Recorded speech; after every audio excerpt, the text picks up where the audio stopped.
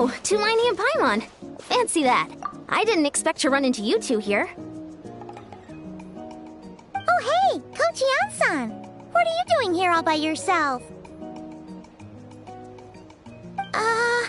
Just so you know, Paimon didn't come here to train. Paimon's not looking to sign up for any diet plan or bodybuilding class right now. All right, got it. But seriously, what do you take me for? Some coach from hell? I'd never force a student into something they didn't want to do. That being said, a little aerobic exercise would probably do you some good. You could take over my patrol for a while. That would count. Yeah, all jokes aside, you're right. I'm looking for some help. The Collective of Plenty is holding a bodybuilding competition soon, and so many people have been busy squeezing in their last-minute workouts that we've run out of staff for patrols. Oh, so you've stepped in to cover their work. But don't you have a last-minute workout to do, too? I'm good. For one thing, I believe peak conditioning can only be achieved through consistent training over a long time span. Cramming in a workout at the last minute does next to nothing for you. But more pertinently, well, as you can probably imagine, I'm not able to compete in any of the most popular weight classes, and there's no real competition in my own weight class. Yeah, that makes sense.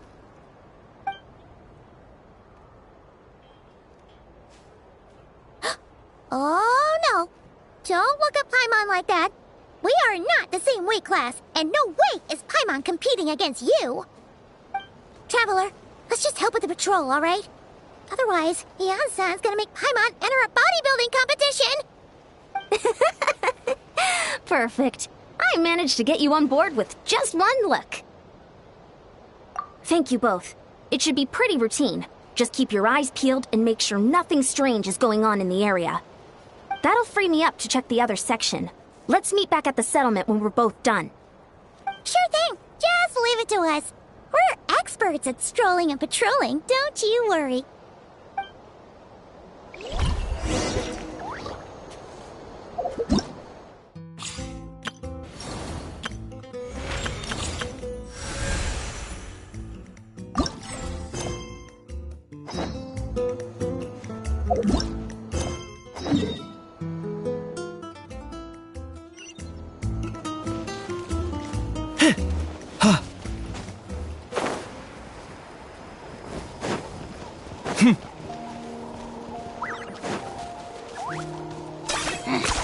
Points for agility.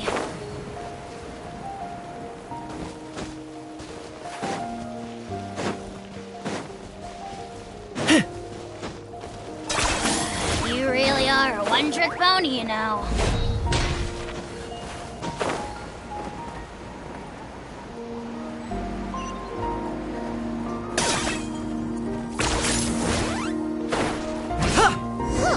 What's this? Was there always a cave here?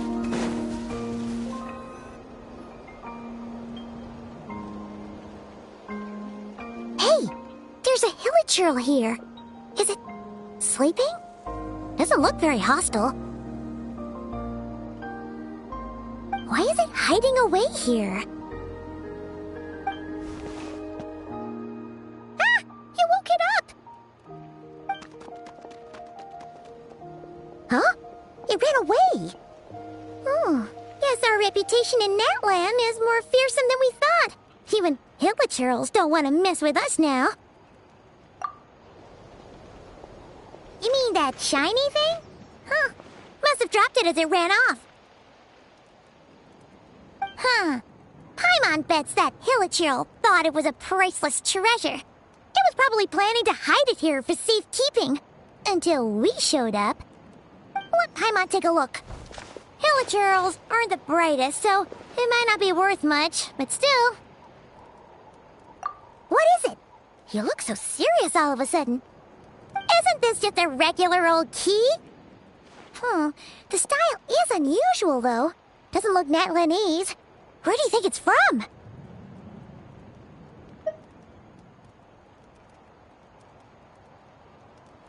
What do you mean? What hibernation chamber? What spaceship! Wait, you mean the spaceship? The one that brought you to Teyvat? So, how did that key show up here? Are you sure you didn't just drop it?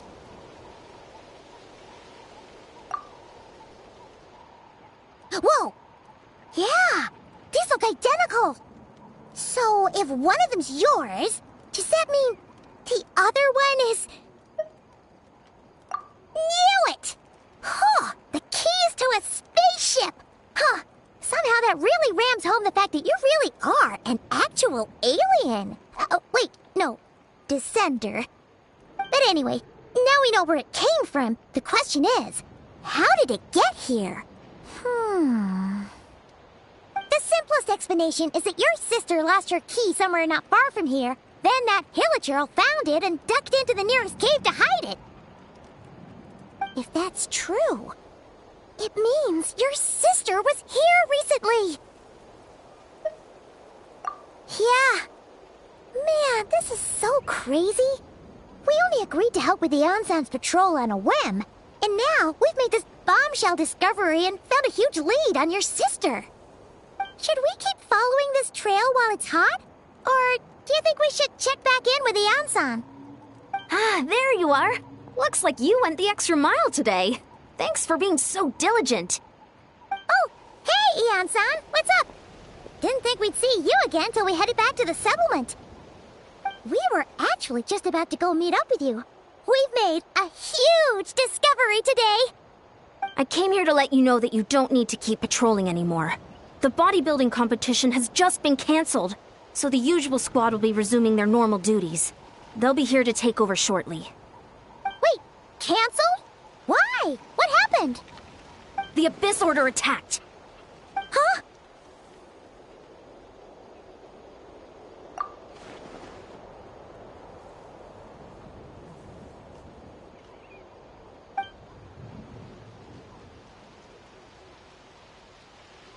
I've heard of the Abyss Order, but this is the first time I've known them to take organized action on such a large scale. It's like they're preparing to go to war against our entire nation. One little sect versus the entire nation of war? How are they expecting to pull that off? Based on everything we've seen from them so far, they usually prefer to act in the shadows. So, what's different about it this time? What could they be after? No clue. All we know is that they've attacked our tribe, but that doesn't tell us much. Our defenses are holding strong so far, so I'm gonna head to the Stadium of the Sacred Flame and see what Mawika knows. If there's any information out there, she's the one people report to. Oh, want to come with me? I'm sure everyone will feel better knowing that the hero of Natlan is on the case.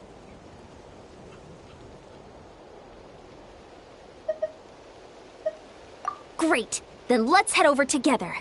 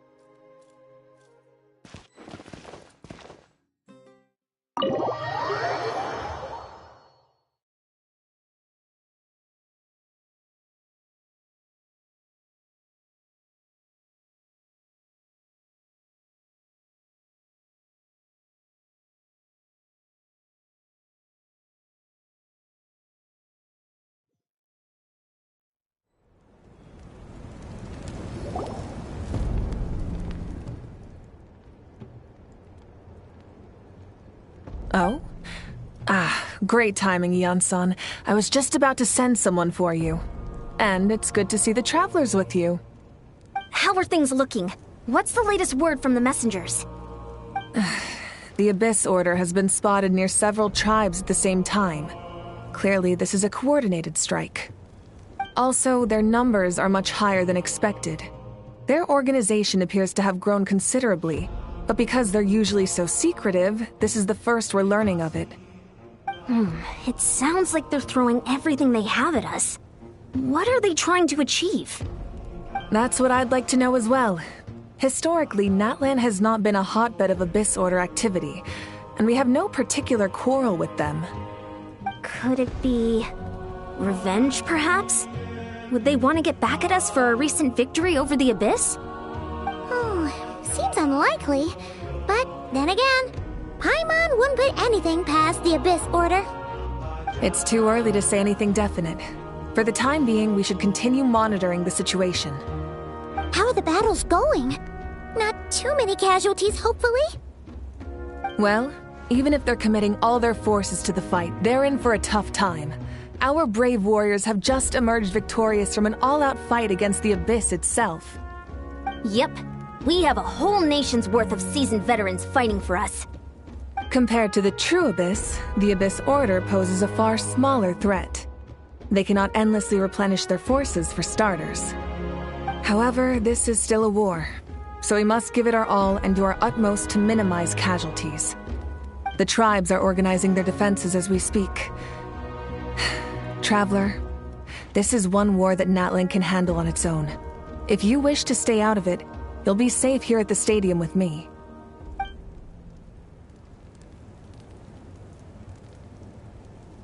Oh? In what way?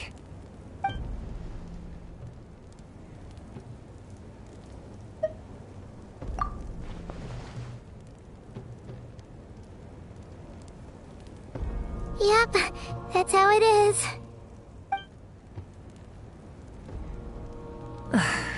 I see.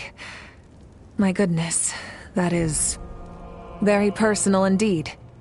If you don't mind me asking, do you have any idea what her goal could be?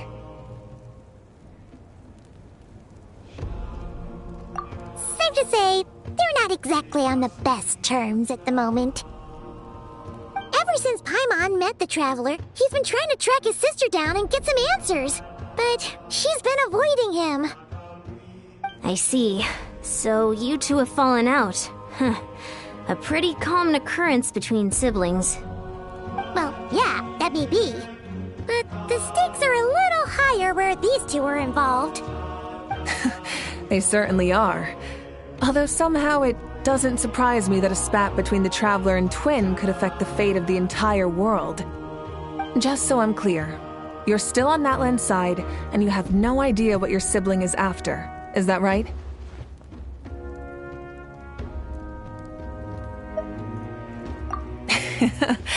Well, that's a relief. When you first mentioned your sibling, I was worried we were about to be thrust into an impossible position.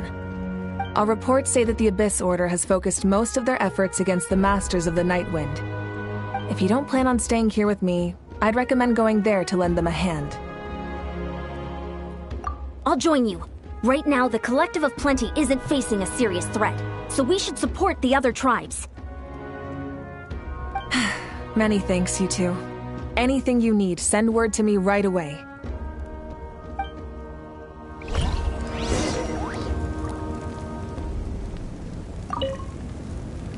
And don't worry, you're still Natlan's hero. I'm not gonna blame you for something your sibling has done. Still, if we manage to find your sister, you wouldn't mind if I gave her a good punch to teach her a lesson, would you?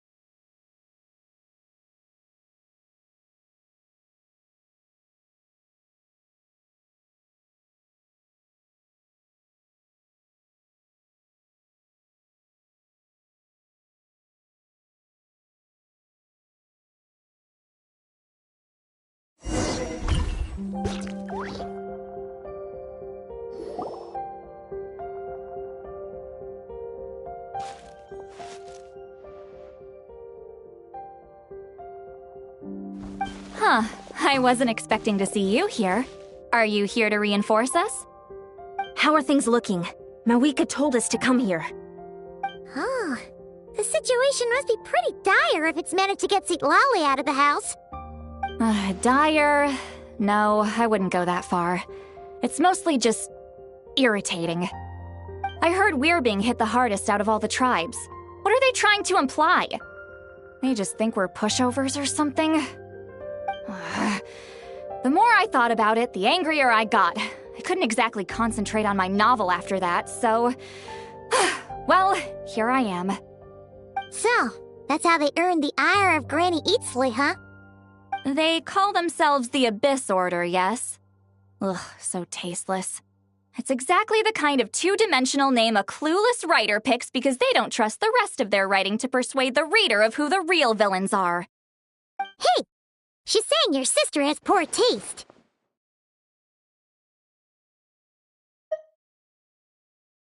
Wait, what?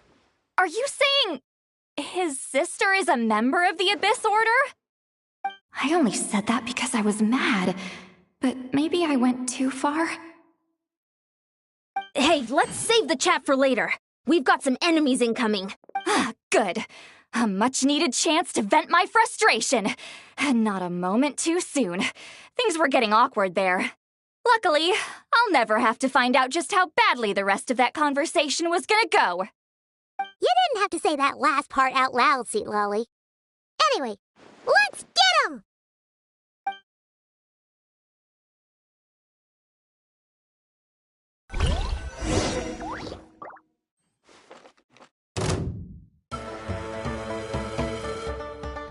Floaty Woody! I swear, it's for medical research. I can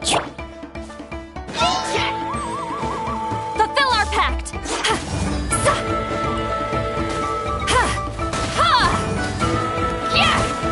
One with the forest.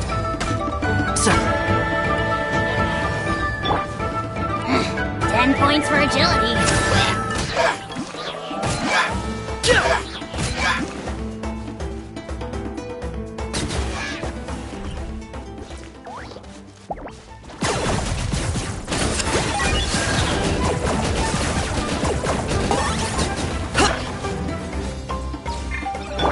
Let's see. Show no mercy!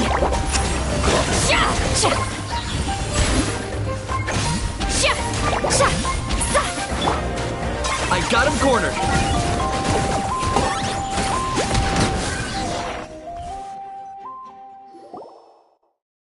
Phew, much better. That's more like it. Oh, impressive work, Granny Eatsley. If I'd known you were on the case already, I might have reconsidered whether your tribe really needed reinforcements. If anyone should be reconsidering, it's the Abyss Order. They picked the wrong target this time. Experience says that if we head in the direction they were attacking from, we should find their stronghold. Why don't we press our advantage and destroy their base? They won't know what hit them. Hey, was there a battle here just now? Need any help? The warriors from the Masters of the Nightwind are here! The battle against the Abyss is still fresh on our minds, so everyone's used to working together. Well, morale's high and everyone's here. Let's go take down that stronghold!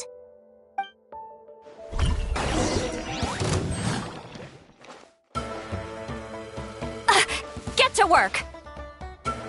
Yeah! Hold still! Overruled! Witness my rise. Forward! Crush them!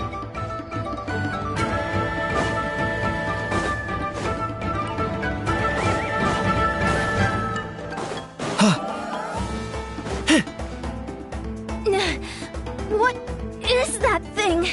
It's like it's draining the strength right from my body.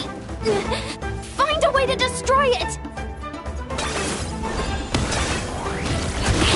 Locked on.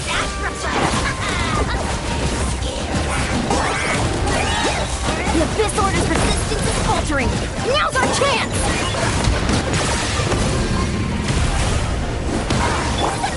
Crunch it! None can compare!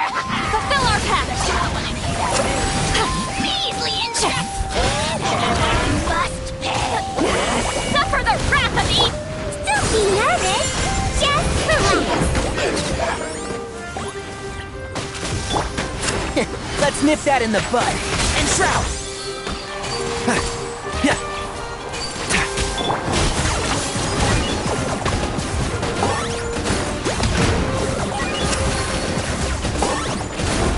Warriors! Attack! After them!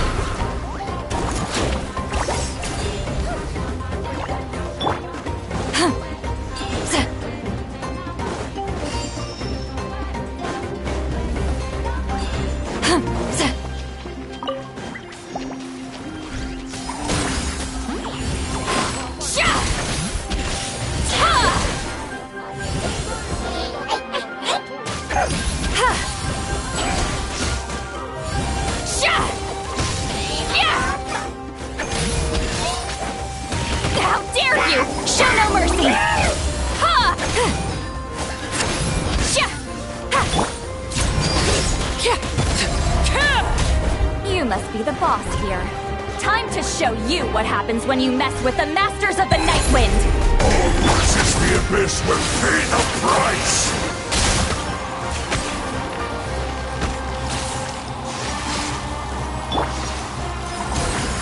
It's the roar!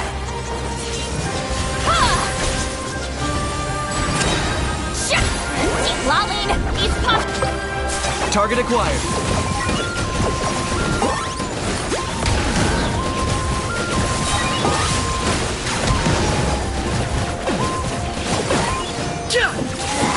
Oh, glory!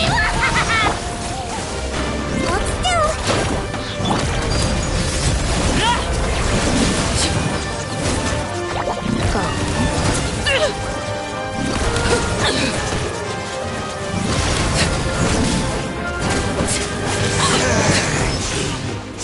Locked on.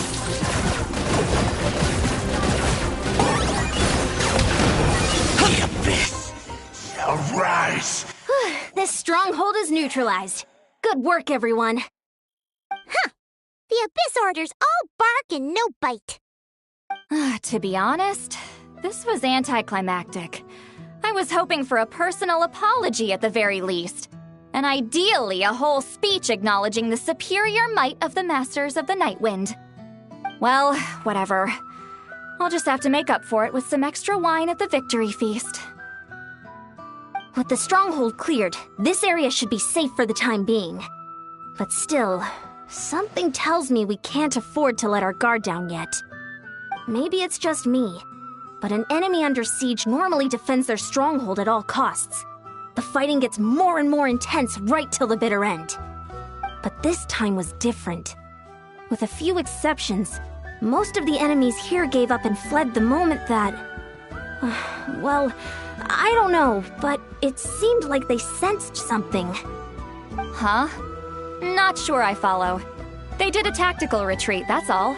It's just a different strategy. I'm not convinced. Don't forget, they're radicals who chose to wage war on an entire nation. They don't do things in half measures. It seems out of character to cut their losses and run like that. So you're saying there's more to this than meets the eye? I'm saying we don't know enough to be sure of anything at this stage. So let's stay alert and keep our defenses at the ready.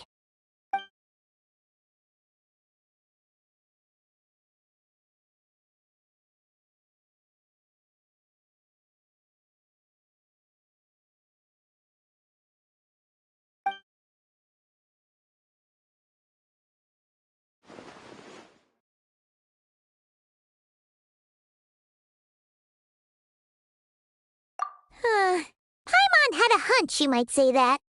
But you're right. If we can somehow use that key to track down your sibling, maybe we can end this war before things get serious.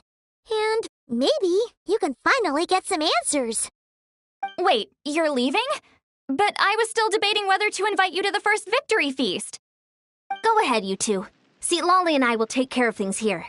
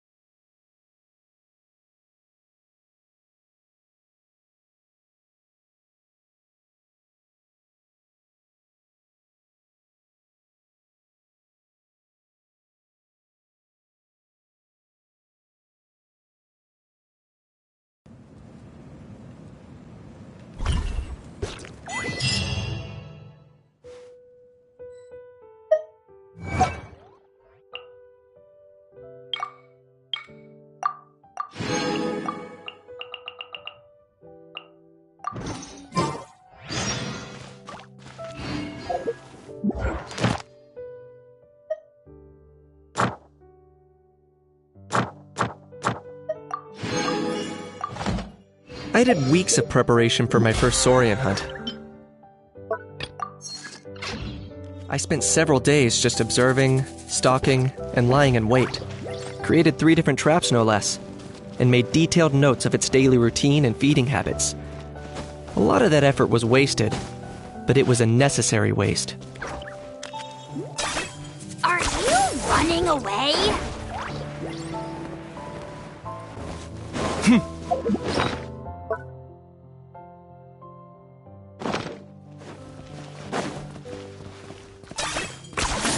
You really are a one-trick pony, you know.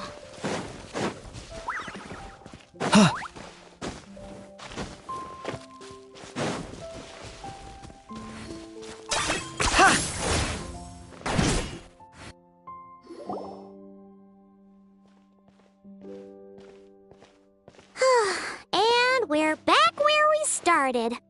That Hilichurl probably found the key nearby, right? Let's look around for clues. There's no time to waste. Yansan and Lolly are waiting for us.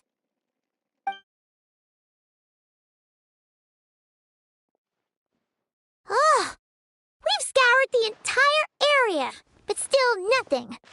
How the heck did the key end up in that Hilichurl's hands? Are we supposed to believe that it just fell out of your sister's pocket as she passed by? Seems kind of ludicrous to lose something so important in such a dumb way. But then again, who knows? Sometimes in life, things just go missing and that's that. Oh, thank goodness! Someone's here. Please help me! Oh, who are you? What happened?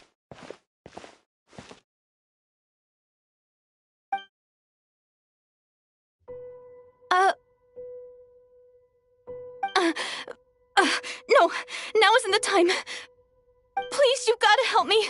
I'm being chased by monsters and I can't keep running. Can you do something?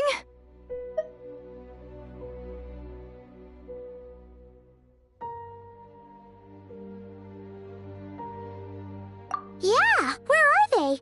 Paimon doesn't see any monsters behind you. Huh? I'm sorry, I don't quite understand. They're almost here. This really isn't the time to be joking around. We're not. We're completely serious. We don't see any monsters. But how? Ugh, there's no time. They're coming. We gotta run. What's wrong with that girl? She must be seeing things.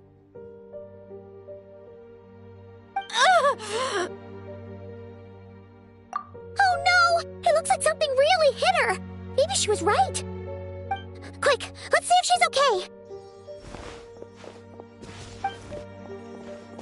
What's wrong? Are you hurt? What was that? The monsters! They're right there! You need to get out of here. It's too dangerous.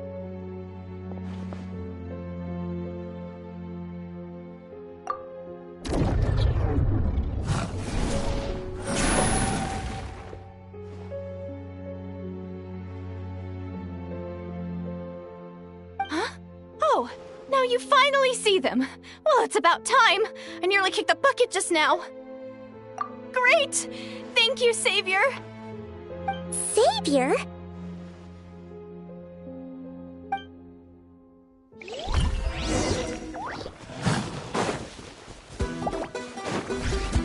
I got him cornered.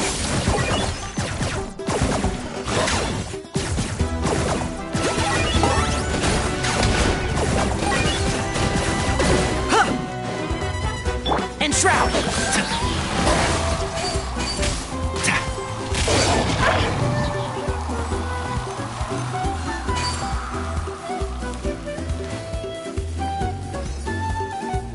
Keep up!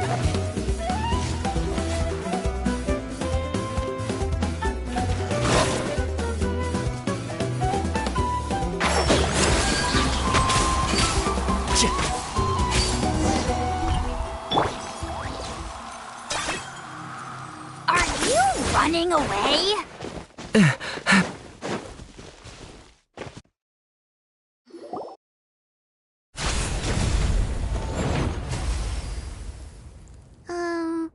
You done? Paimon still can't see anything, so she can't tell. You just looked like you were slicing at thin air. Kinda funny, actually.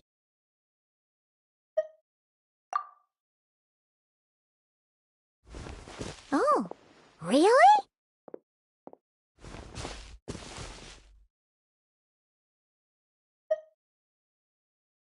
Sure.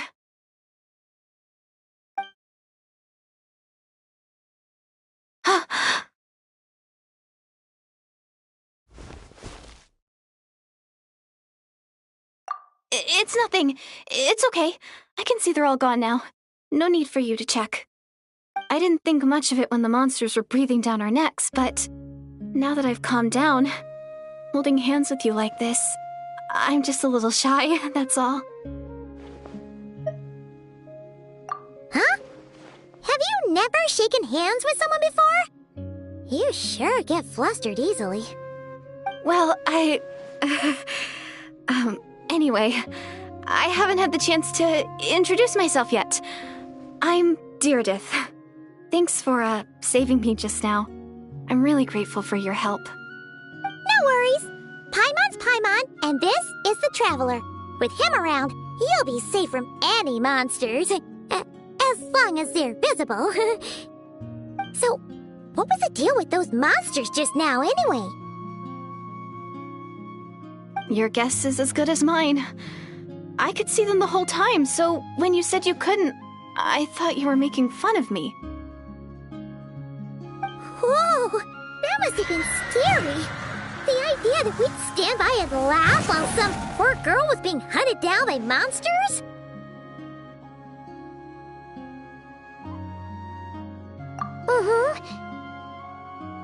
Don't worry, we aren't like that. When we say we can't see something, it's because we really can't see it. But more importantly, did the monsters hurt you? How bad is it? It's nothing serious. But I did sprain my ankle back there. I won't be doing any more running for a while. Good idea! We'll take you!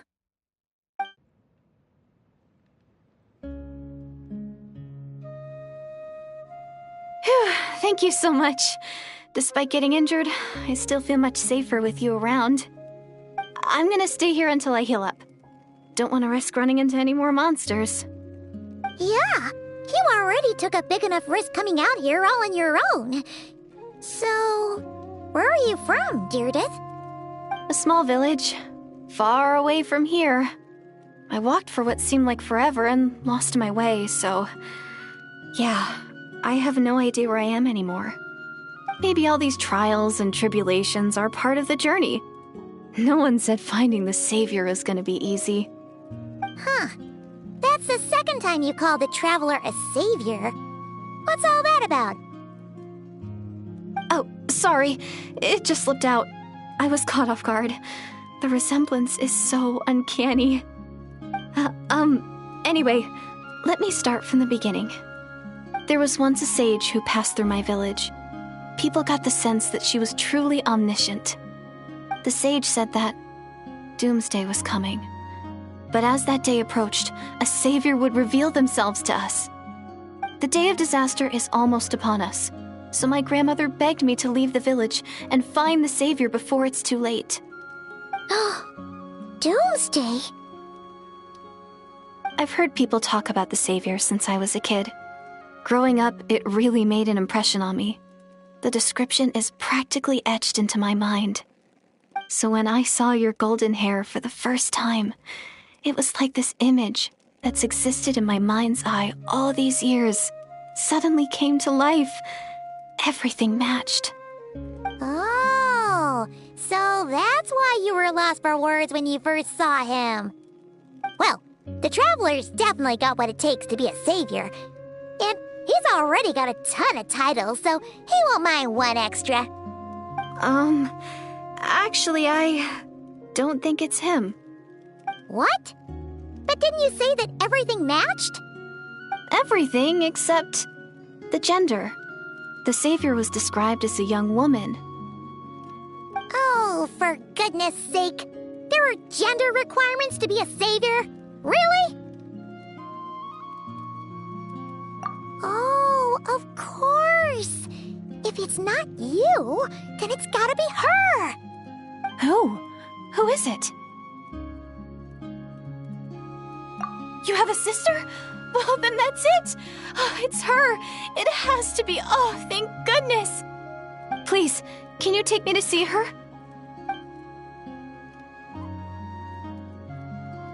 Huh. Maybe, if you're lucky. It just depends if we can find her. Huh? But isn't she your sister? Sorry.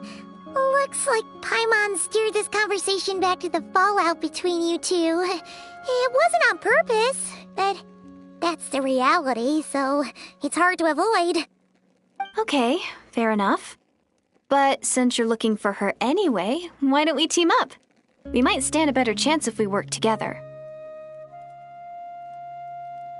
Yes, everyone says that the disaster is inevitable. But the savior will rescue us all from our pain and suffering. I've always dreamed of meeting the savior. Do you really buy this whole doomsday thing? Seems kind of far-fetched.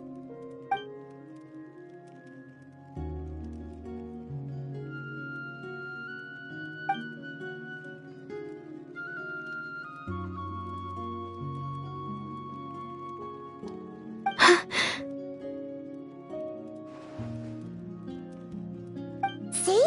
She broke eye contact. Sure sign of a guilty conscience. Time to press her for answers. What's wrong, Deirdis? Something's clearly bothering you. You want to tell us what's going through your mind? Oh, I just, how should I put it? The Traveler looks just like the savior of my dreams. And it's not every day that the savior of your dreams swoops in and saves the day in your moment of crisis.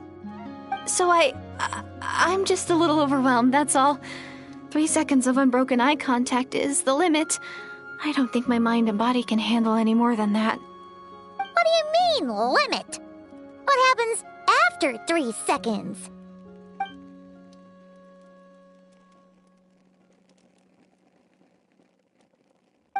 I'm sorry. Please forget that I said anything. Let's just leave it there for now.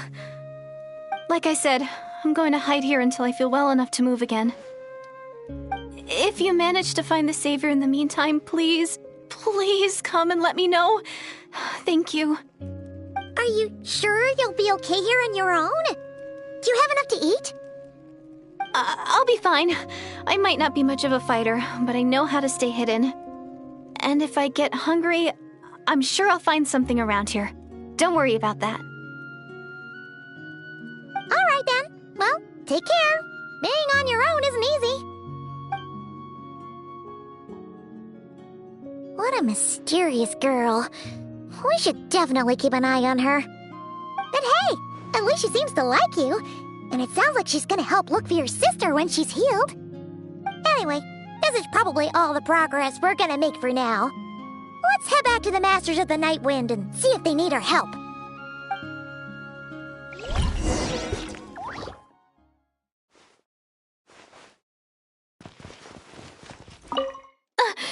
Don't worry, I'm fine.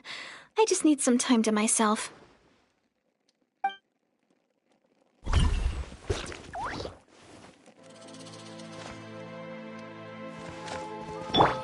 Wibbly wobbly!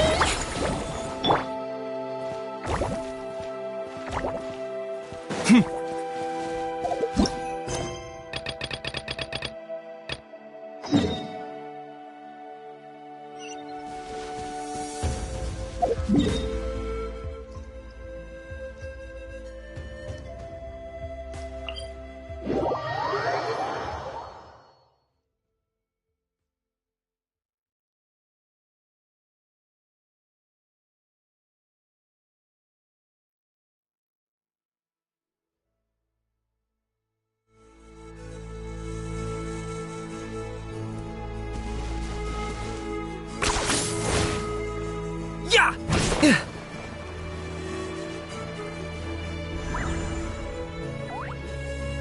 Oh, you're back! How did it go? Find anything? Nothing substantial, unfortunately. But we had the weirdest experience. So I take it that the war's still on?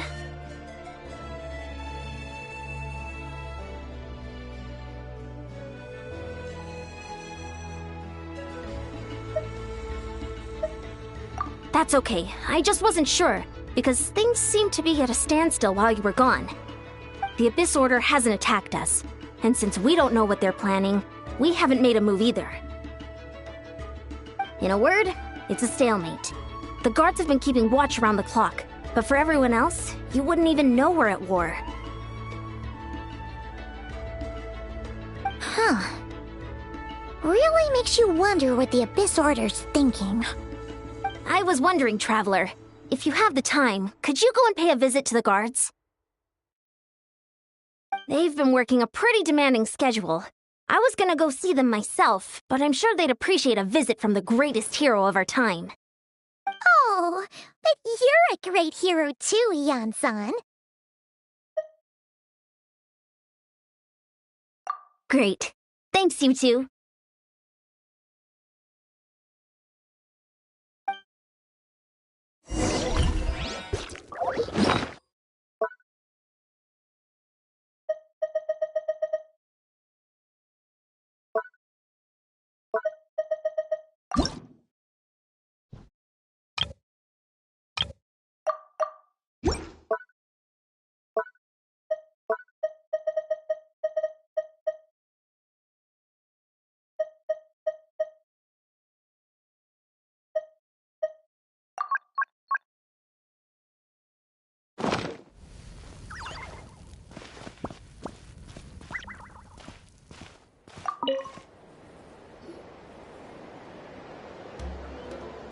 Wow!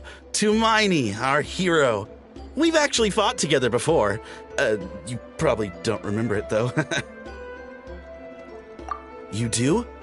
Then it's truly an honor to serve alongside you once more. Thank you for standing guard this whole time.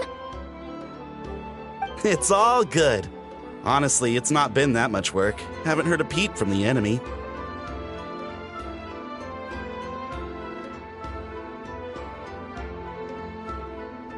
Nothing that would indicate an impending attack. I've spotted a bunch of Abyss Order operatives, but they weren't acting hostile, just hanging around. There were even moments when they seemed to be meditating. At least, that's what it looked like to me. Maybe it's part of their religion or something. Out of an abundance of caution, I asked some shamans from the tribe to take a look and see if there was anything nefarious at work. But they didn't sense anything untoward, so we just put it down to religious ceremony and left them to it. Interesting. Well, the more time they spend meditating, the less time they spend trying to beat us to a pulp.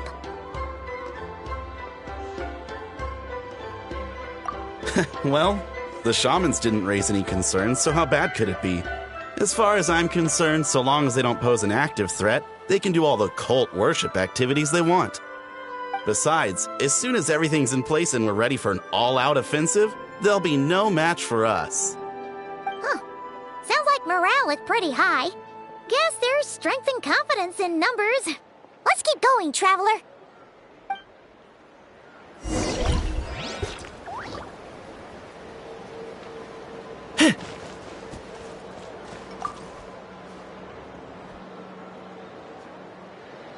Huh? Is that Tumaini? What brings you here? Is this, like, a meet and greet? I wasn't... I'm so nervous. Hey, come on! You'd march to war without so much as blinking. What's so scary about a chat with a Traveler, huh? It's not the same thing at all. There are plenty of chances to go to war. But a one-on-one chat with our great hero? That could be a once-in-a-lifetime opportunity. How can I not be nervous? What if I say something wrong? Or if my posture's bad? Or if I accidentally make a weird expression with my face? One bad impression can stick for life.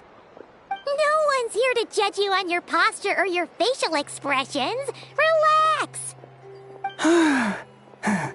All right, then. I'm sorry, great hero, but I have a small favor to ask. What Paimon guess? An autograph, right? That's easy. May I challenge you to a fight? What? How can you be so audacious and so sheepish at the same time? Huh. Paimon's starting to think your nervousness is all just an act. No, of course not. I just figured that if I don't ask now, I'll regret it for the rest of my life. But I am still on patrol, so please, Great Paimon, if you wouldn't mind taking over for me for just a few minutes? Ugh, again with the sheepish audacity. Just pick one or the other, will you? Woohoo!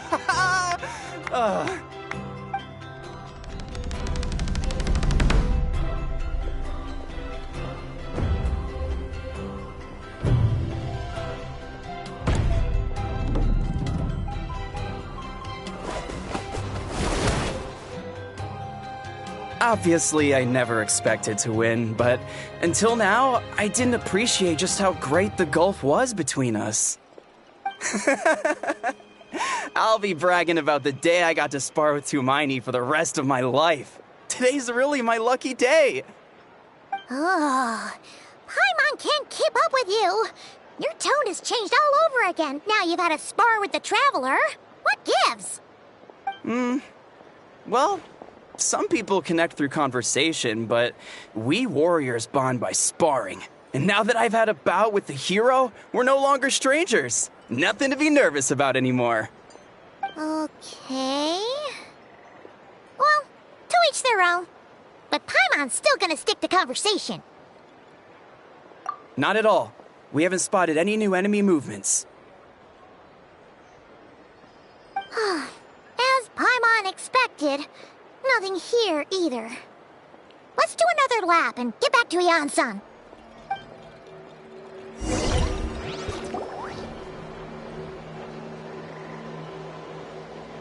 You're back. So, did the guards find anything? Nothing much, no. Someone mentioned that the Abyss Order has been doing some kind of meditation or prayer, but apparently it seemed harmless. Paimon wants to lodge a complaint about one of the guards, though. His name's Kentaro.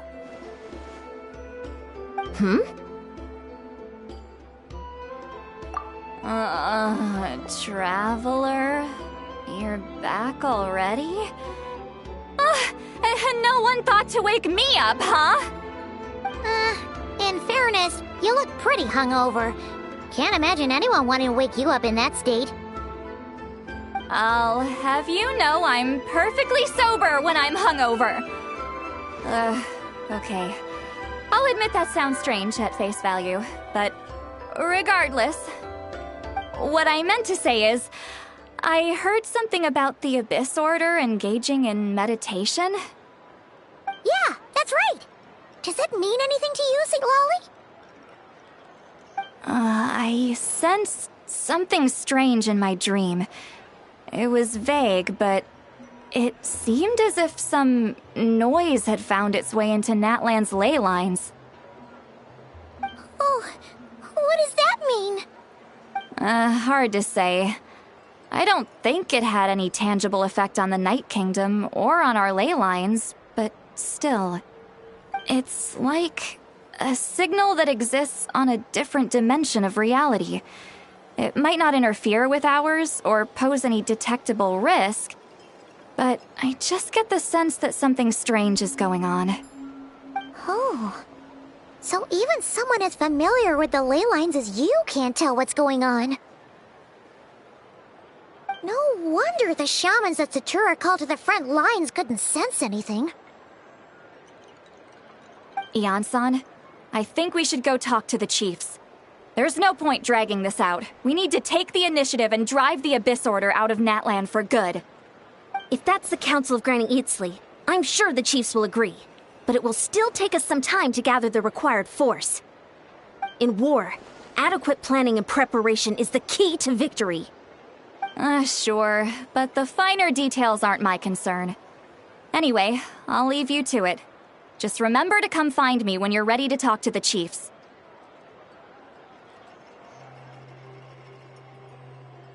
Oh? Sure, what is it? Huh, you mean only select individuals can see them? Now that's a strange one.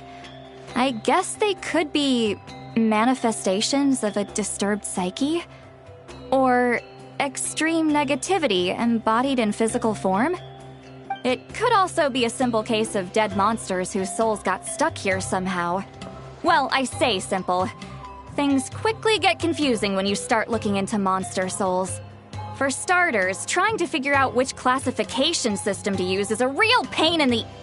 Alright, we get it! Granny Eatsley's learning and wisdom knows no bounds. But could we just get the short answer? Hey, I was just thinking out loud. You really think I was just trying to flaunt my knowledge? Anyway, the short answer is... there are many potential explanations for the kind of phenomenon you describe. That said, it's not something I've ever encountered in all my years. Whew, wow. Okay. Well, if Granny Eatsley's never seen it, it might as well not exist, right? Hey, I'm not that old!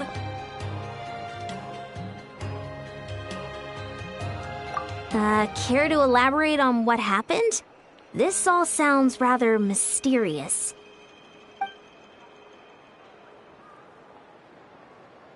Really? You had to hold her hand to see the monsters? That sounds a little contrived. Huh? That's the part that bothers you? Maybe the point is more that it requires direct physical contact, whether that be hand-holding or otherwise. But that's neither here nor there.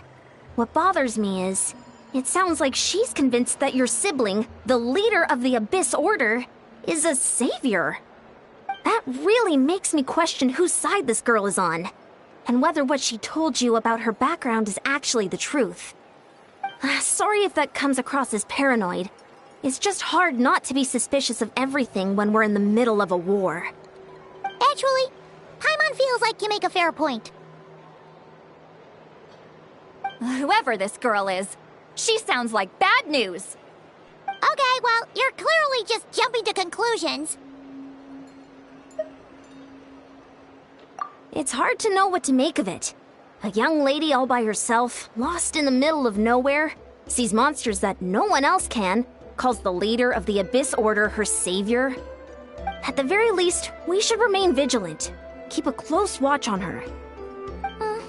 Sounds sensible. On that note, we probably shouldn't have left her by herself in that cave. Traveler, we still need some time to muster our forces. Maybe you could check on her if you're not busy. Just be careful.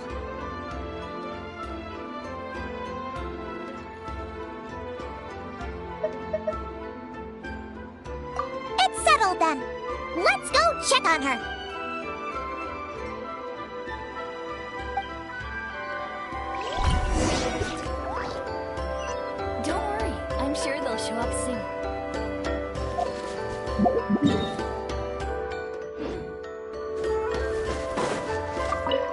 Why holding hands? Why that specifically? Why not literally anything else?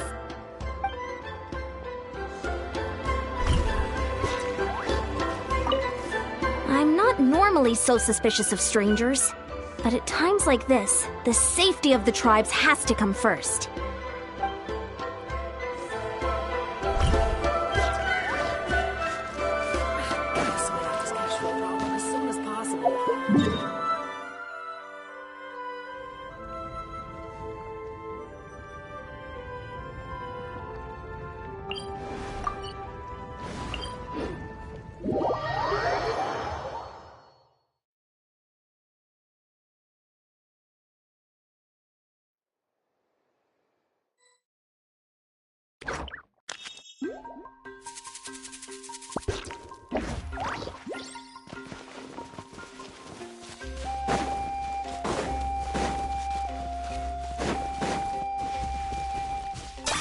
Hi! Yeah!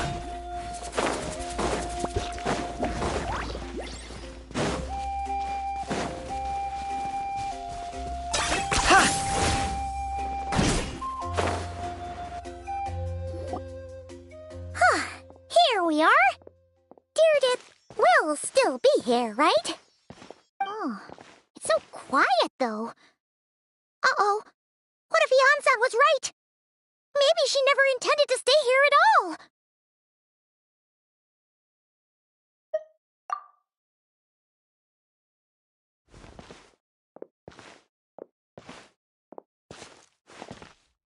Traveler, watch out!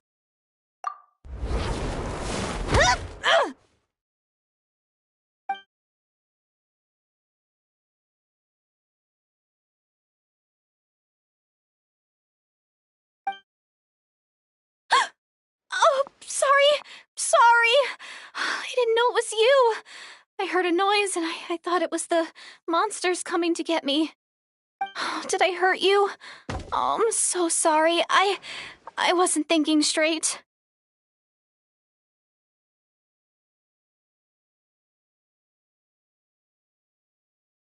Phew. That was scary. Paimon thought we'd walked into a trap. Maybe we shouldn't have sneaked in without announcing it. Then you would have known we weren't monsters.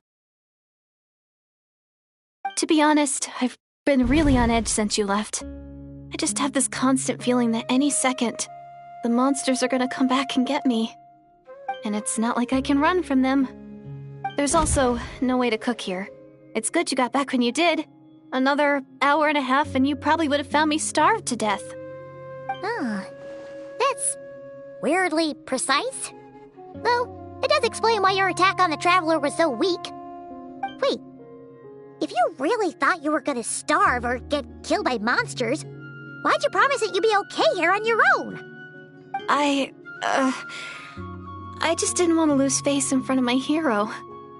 He already saved my life once. That's more than enough. I just don't want to come across as a constant burden. Huh. For someone on the brink of starvation, you're pretty preoccupied with your image. What's the real reason? What? That is the real reason. I'm kind of bearing my soul here, you know?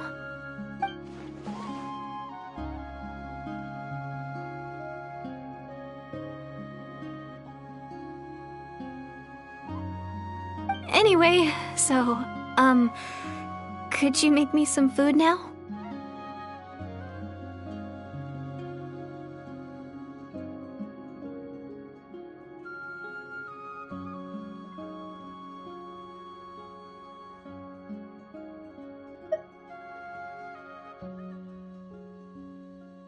Oh, Paimon's getting hungry now, too. Go on, then. You can join us for dinner.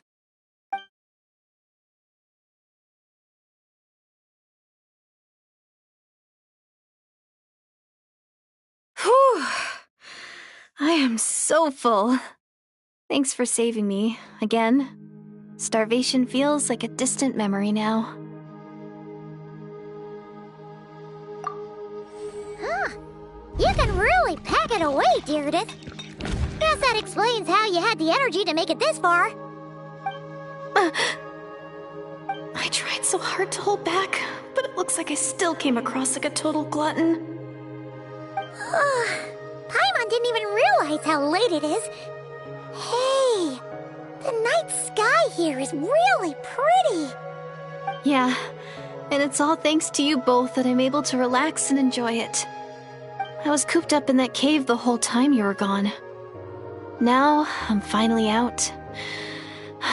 The air seems fresher, and the stars more beautiful than ever before. You weren't in there that long.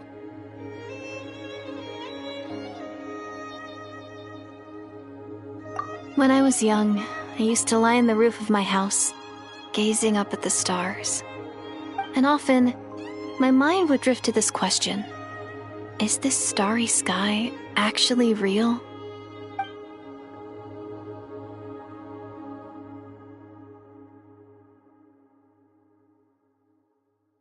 But my grandma would tell me the answer to that question doesn't really matter. Think of all the people in our village who spend their entire lives here, she'd say. To them, that little village is their whole world.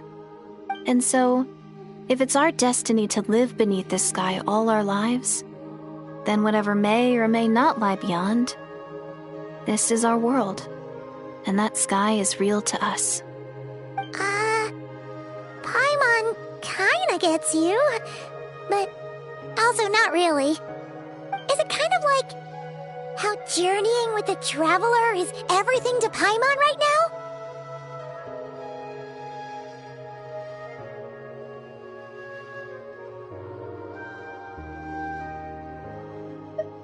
I really treasured my world for a really long time. The village was my everything. The houses, the scenery, stories I always loved to hear about the Savior. But I could never bring myself to agree with Grandma. Even if the village was my entire world, I still had to know what lay outside its borders. Yeah! Go you!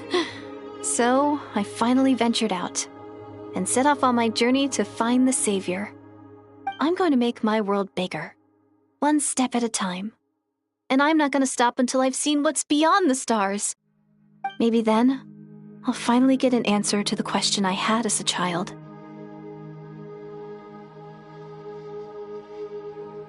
Who knows? Maybe one day, I'll be sitting and chatting just like we are now, but with someone from another world. Yeah, one day. Oh, if only we could tell her. But it's probably best not to open that can of worms right now. I need to find the Savior and protect my world. Then, I can make sure it continues to grow. That's the most worthwhile thing I could think of doing, so I've been giving it everything I've got. You know what? It's pretty cool. Paimon kinda wants to root for you now. Oh, sorry. I got a little carried away. I always get chatty after a hearty meal. Just like my grandma.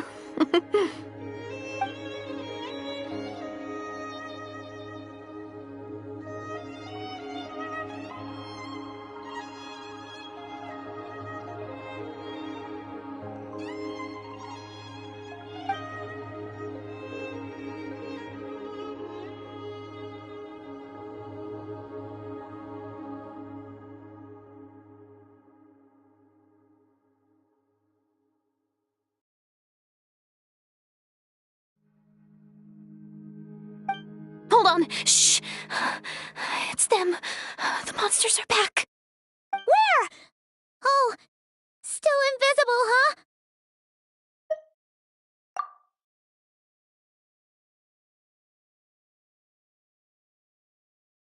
Can you see them now?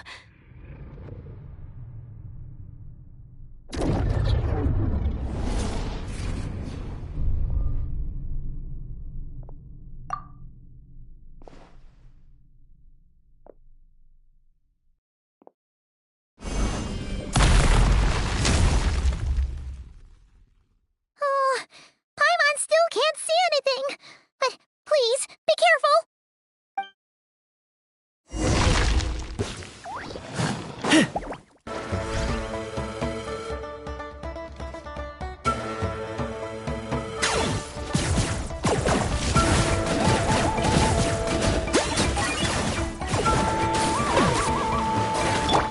One with the forest. Yeah. Let's see.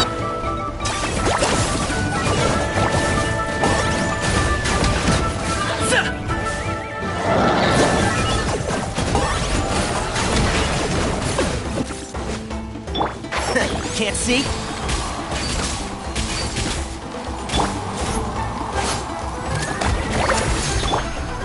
Transfixed. Witness my rise. Target acquired.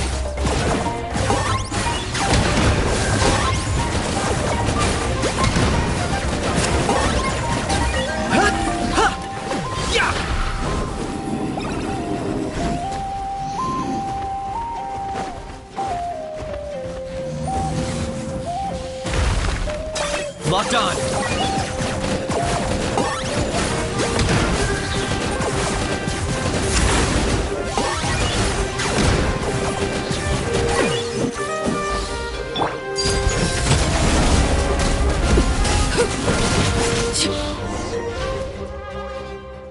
Huh?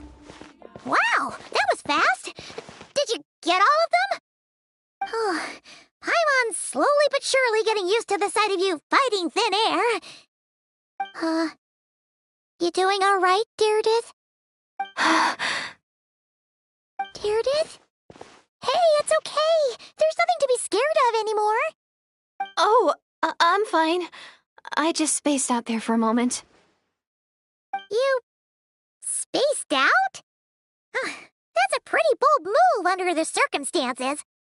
I was just... the image of the traveler fighting to protect me. I was trying to commit it to memory. Seems like the least I can do. All right. Whatever floats your boat.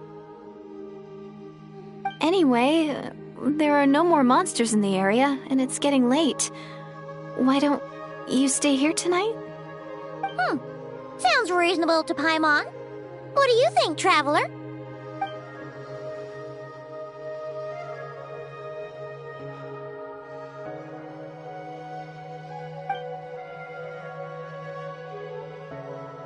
All right. Deirdith will be... Huh? Deirdith? Why are you going in alone?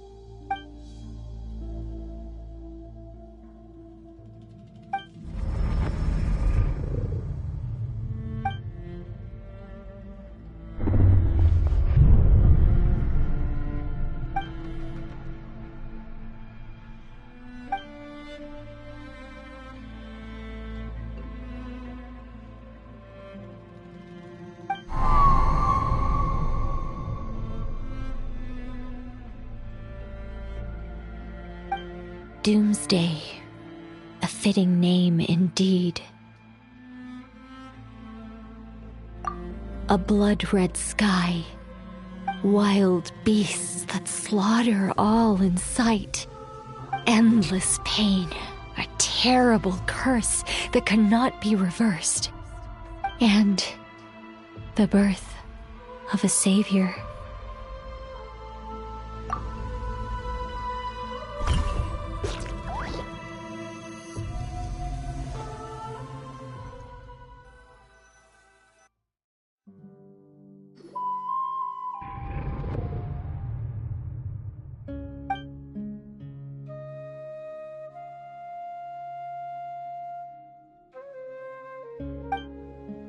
You're awake. I'm sorry. I didn't mean to,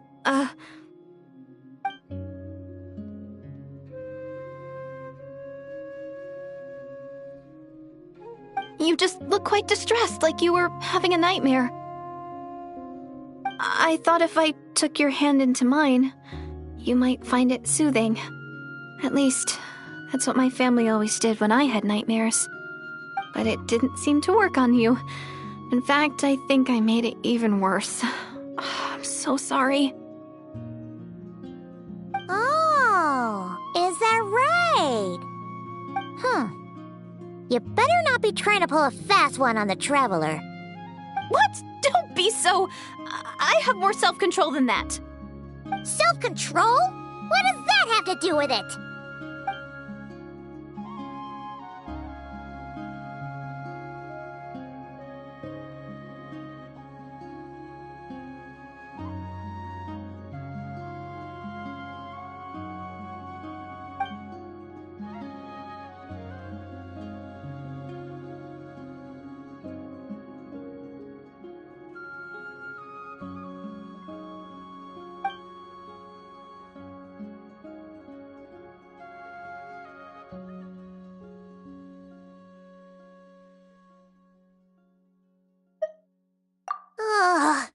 No way is Paimon getting back to sleep after this. You go ahead. But for the rest of the night, Paimon is staying up to keep an eye on this young lady. Oh, do I really seem that shady to you?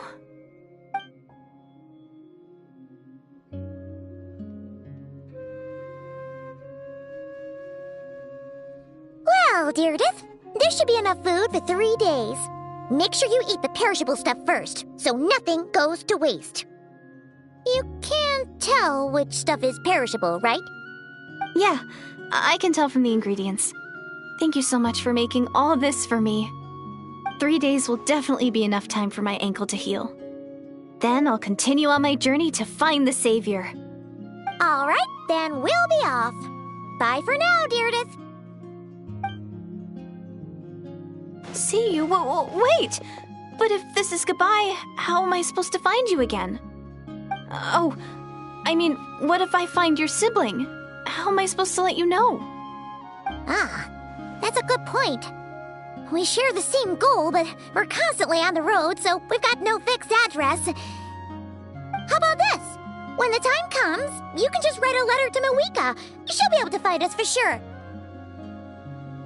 Mawika? Who's Mawika?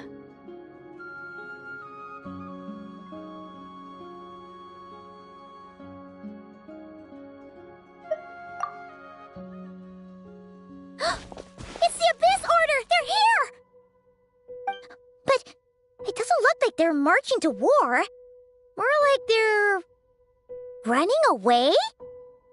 Where? What are you talking about? A bunch of Abyss Order thugs! You don't see them? They're heading right this way!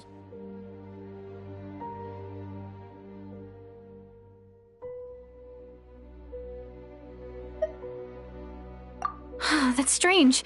I guess it's my turn to not be able to see the monsters.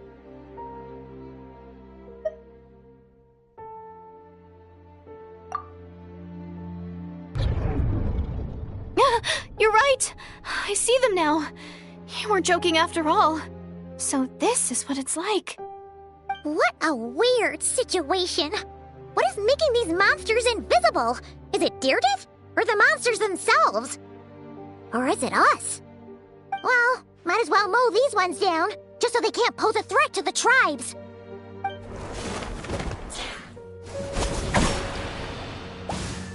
Woohoo! All done! Their morale seems super low. Guess they really were on the run, huh? So, there's no more of them, right? I still can't wrap my mind around this. Why couldn't I see them until you took my hand?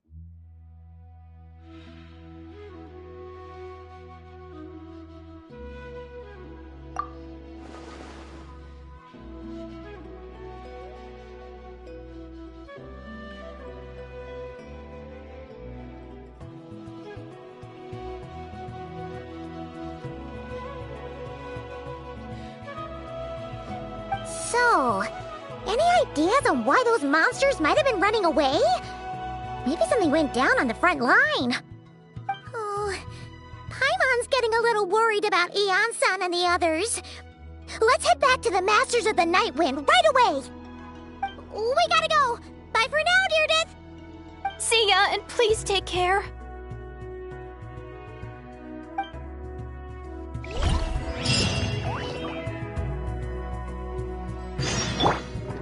Let's blow bubbles!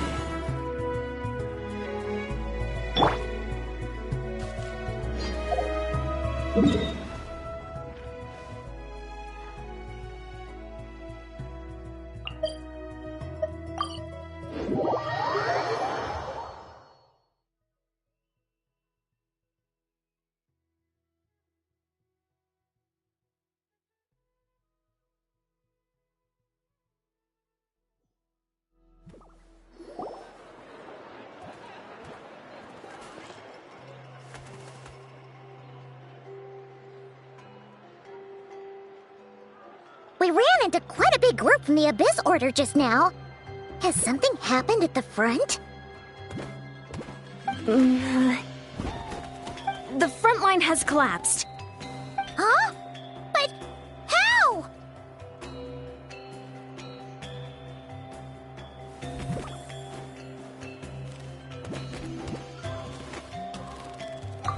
No, relax. Their front line has collapsed, not ours. Feels like you could have phrased that more clearly at the start. But this is good news, right? Why'd you still look so serious?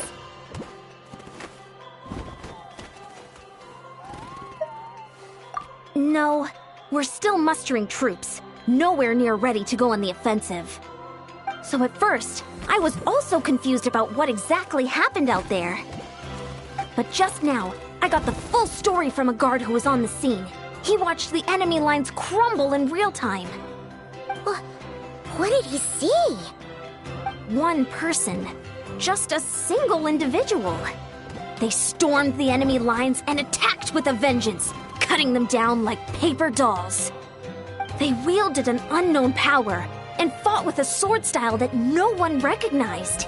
The guard who relayed this to me said that before he even had time to react, the enemy was decimated.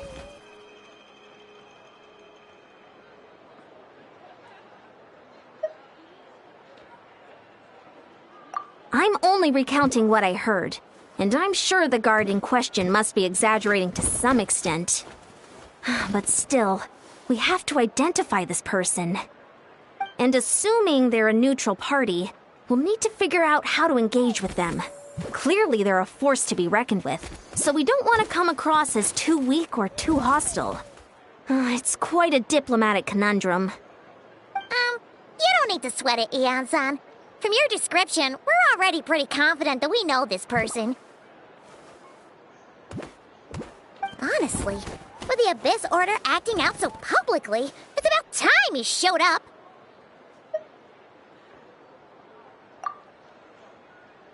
Dainsleif!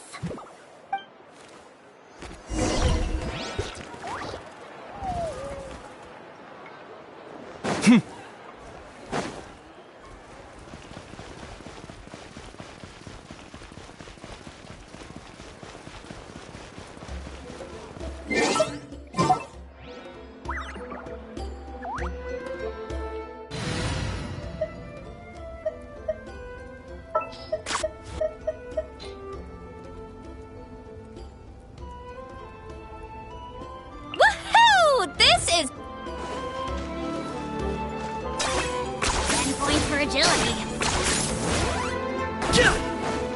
What? Why me?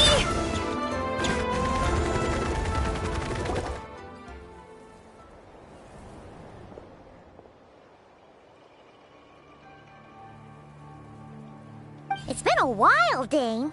And yeah, after we heard what went down, we figured you'd shown up. You caused quite a stir, you know. Oh, this is a friend of ours from Natlan. Her name's Ian-san. She insisted on coming here to thank you in person. It is my honor, Mr. Dainsleif. Thank you for breaking the stalemate in our war against the Abyss Order.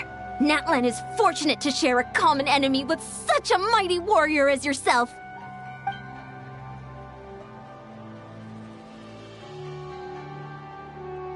Please don't mind him, Mian-san.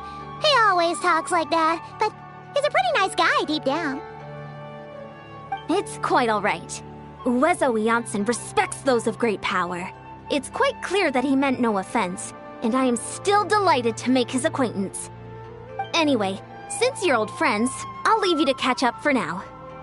Take your time. Sure thing. You probably have plenty of other stuff to do anyway, right? Since this war isn't exactly over. See you later, Yan-san!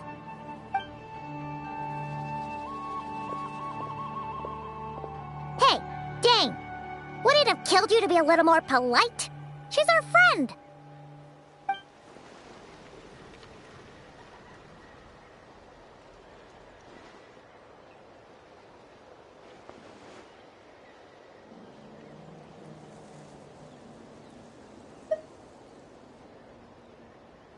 Ugh, so stubborn. But whatever. So anyway, Dane, do you have any new info about the Abyss Order for us? Any idea what they're trying to achieve with this war, for example?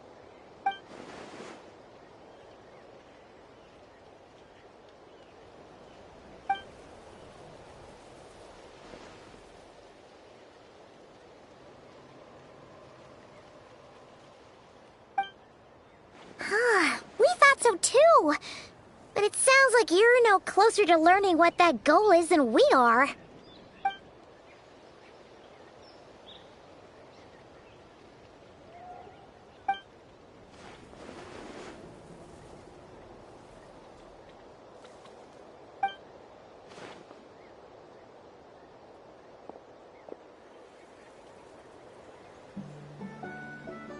What do you think we should do?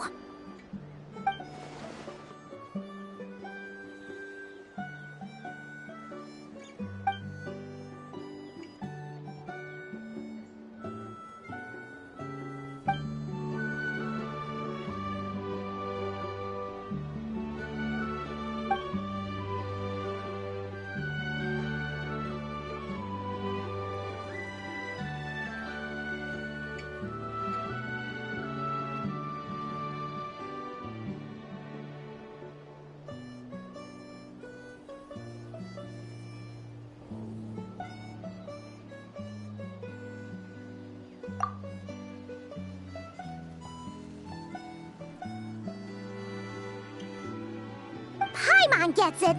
Nothing in the world can satisfy you like making mincemeat out of the Abyss Order, right?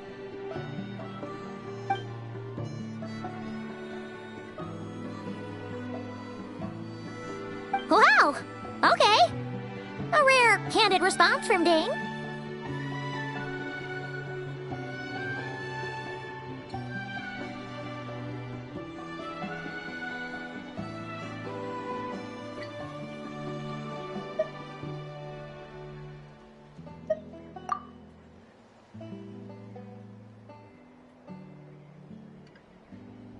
Well, actually, we found his sister's hibernation chamber key near the Collective of Plenty.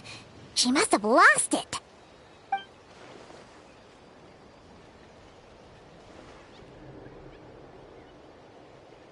Oh, and there's more! After finding the key, we also ran into this weird girl. She kept seeing monsters that we couldn't see, and then, this other time, we saw a load of monsters, but she couldn't. She also said she was on a journey to find the Savior. Her description of this Savior matched the Traveler pretty closely, so we figured it's probably his sister.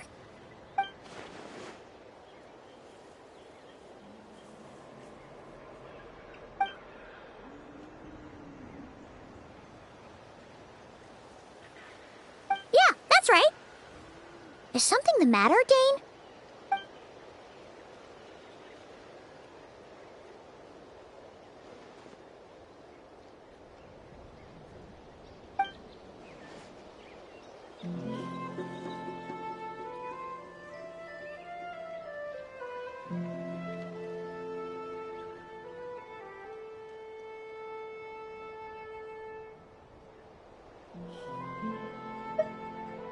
Wait, wasn't his sister called the princess, though? Where did this savior thing come from?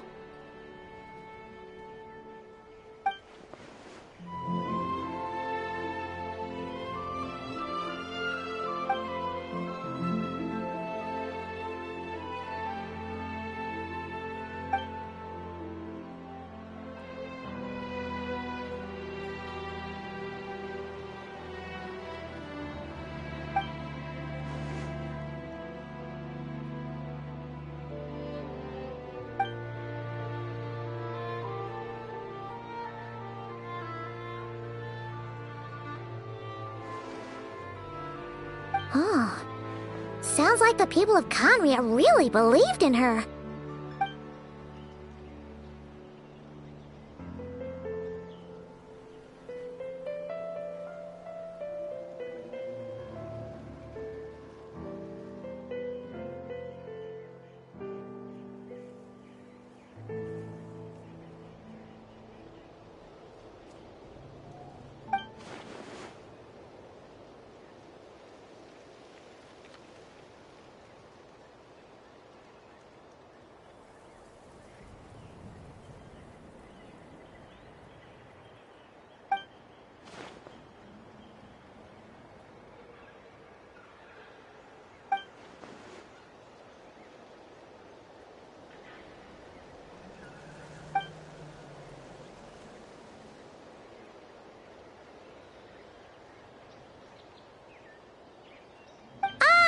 Paimon gets it now.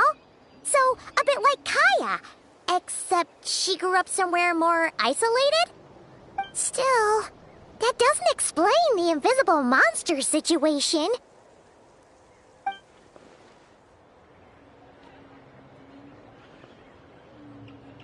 Sure.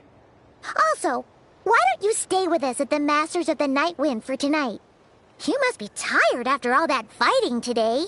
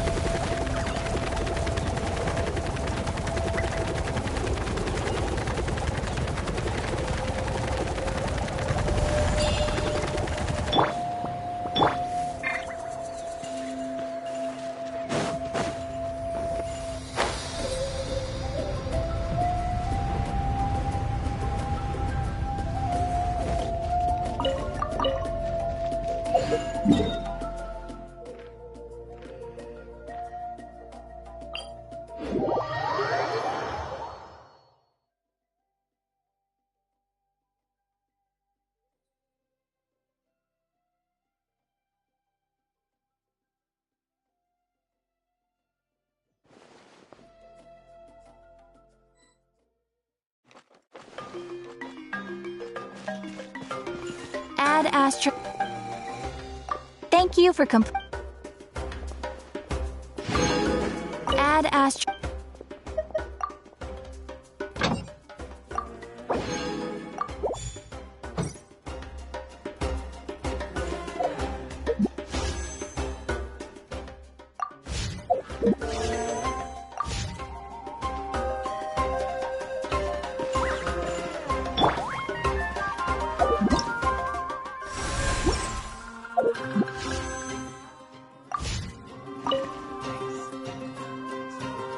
Got it. I won't let a house scare anyone. Scare people? Know that the almighty Dragon Lord's mere presence is an awe-inspiring thing! Awe-inspiringly pathetic? Kenichi! What did you just say? Oh, look who crawled out of their hidey hole. Here to scrape up some work? Too bad. All the lucrative gigs already under the purview of the almighty Dragon Lord, and we... Ignore a how, traveler. If you'd like any commissions, I can recommend you some. Right. And if you need any help, just ask. Help?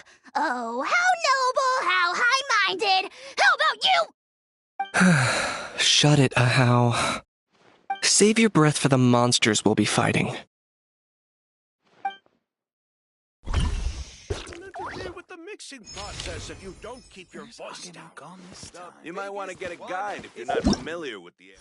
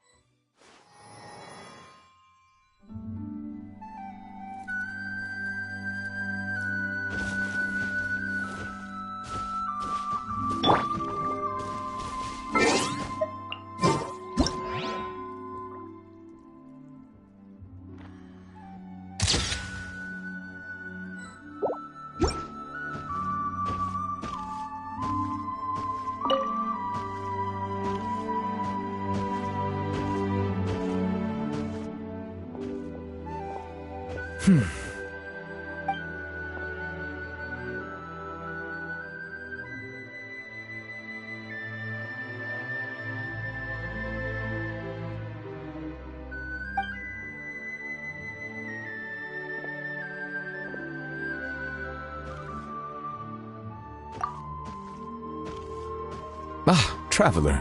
Hello to you as well. I am the same as always. Thank you for your concern. Yes, you noticed. The morning paper forecasted rain here at precisely this hour. In my experience, predictions of this nature are not entirely reliable. Yet today, the downpour arrived on schedule. A stroke of luck. Thank you. Though I do realize that standing in the rain is only my personal predilection and that most would find it odd. Are you certain you wish to stand here with me while it pours unceasingly? I see. Yes, I recently overheard a few Melusines complaining that the weather seemed to be conspiring against them. For instance, whenever they carry an umbrella with them, hardly a single cloud shows itself. Yet when they gamble on sunshine, a downpour awaits. Naturally, I know that there is no causal relationship at work, having personally tested the theory. And, well, put simply, it didn't hold water. Yet the fact you brought this up now makes me wonder. Perhaps today's rain arrived thanks to you.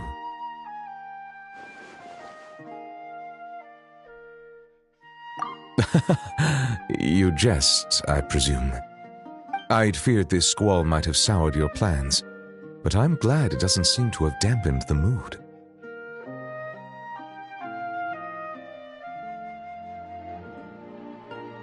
So it is. One's thoughts drift easily while standing alone in the rain.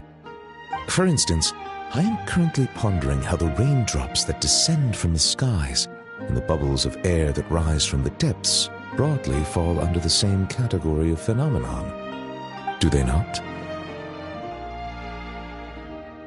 Well, a passable joke, yes?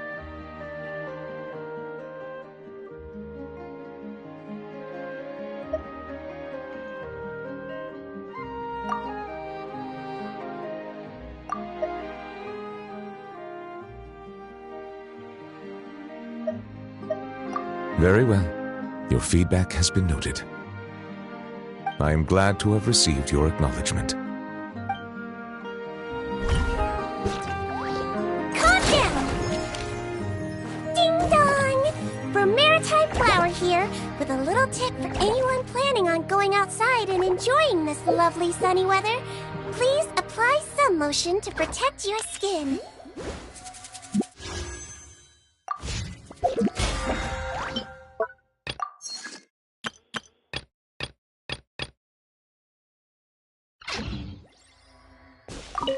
I am glad to have received your acknowledgement.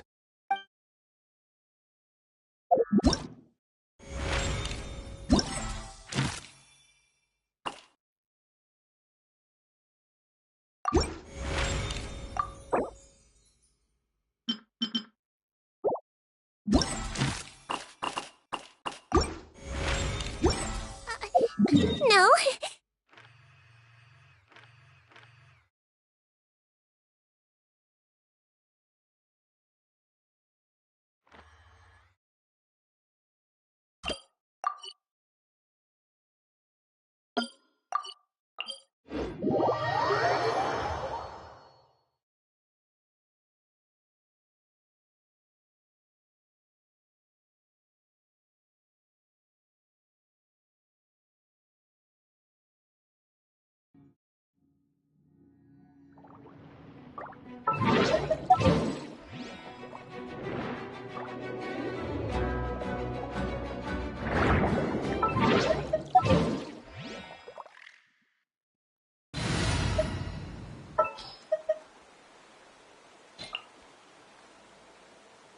Oh, it's an...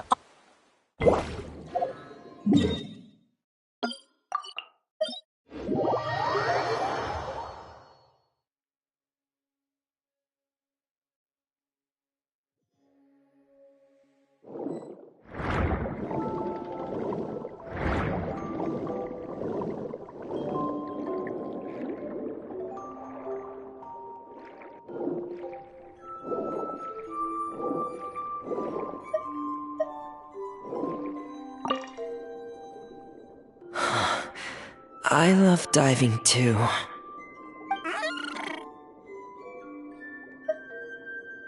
Oh, hey.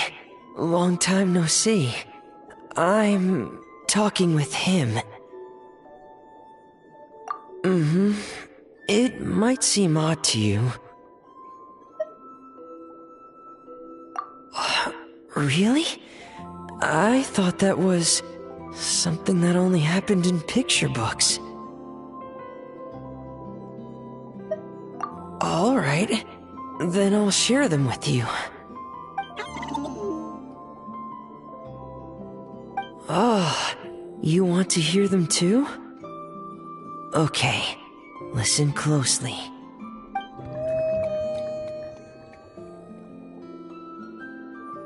Legends speak of a time long, long ago, when there was a blubber beast who strayed from his family and friends, and lived all alone in the pitch-black depths of the sea. Even as he bravely lived on in solitude, he kept searching for his family, until one day, a diver who loved to explore found him. The blubber beast had never seen a human before, and was scared at first. But the diver gave him lots of food, and promised to return the next day.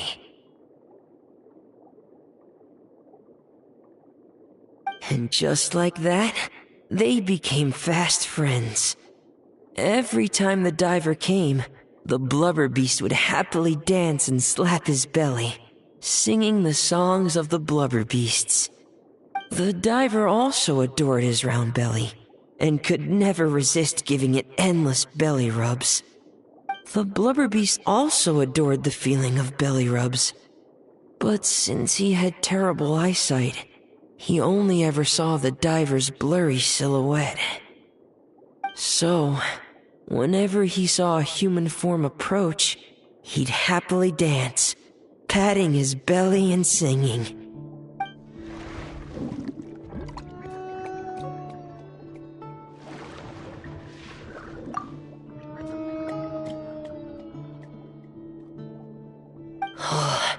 Good boy. Here, have some fish. I just caught them, so bon appetit. I wish that was where the story ended, but... one day, that diver stopped coming altogether. The blubber beast waited for a long, long time. Finally, he gathered the courage to go and look for the diver, swimming off in the direction the diver had swum off to, until he had finally reached the beach. And that's where the picture book I have ends. I don't know how the rest of the story goes. Our two friends might have...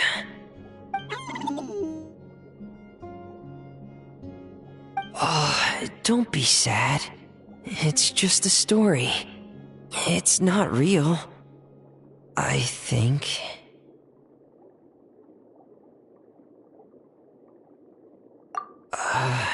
Yeah. I'm sure it will.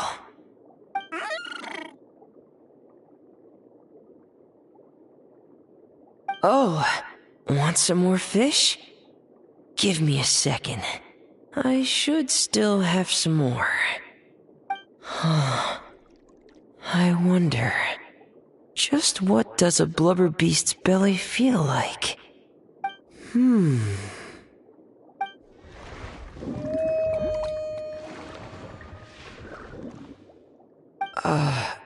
So... I guess I'll go for it then? Wow. This is really something. A world removed from petting Lynette's cat.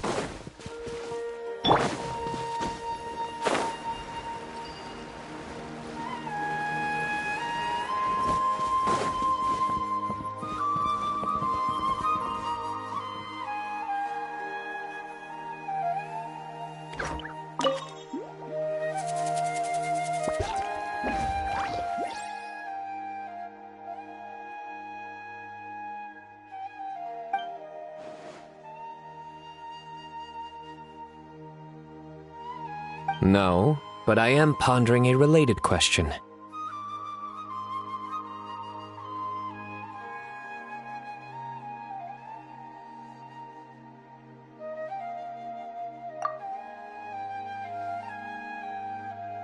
It's you, Traveler. That joke wasn't bad. Allow me to soak it in.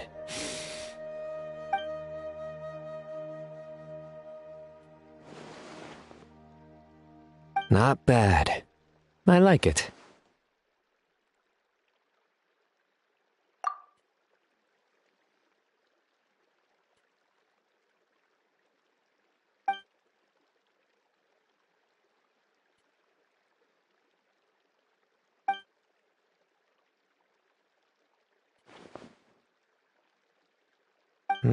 Not bad. Still, it's a pity. I haven't found any Muse shrooms yet.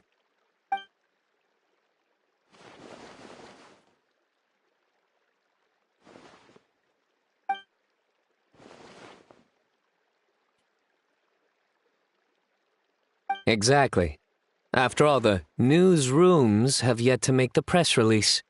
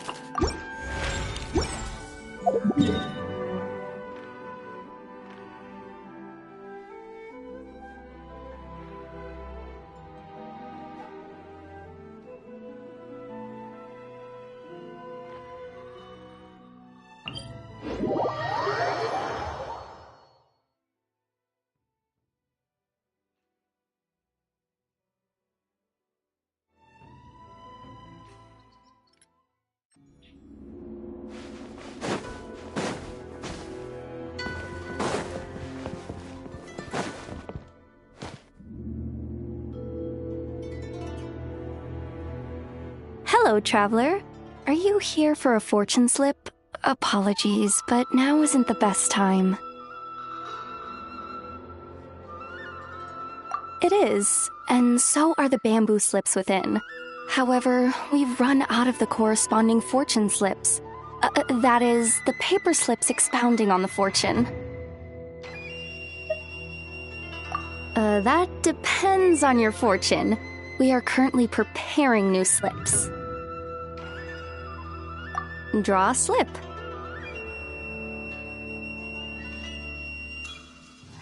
That depends on your fortune.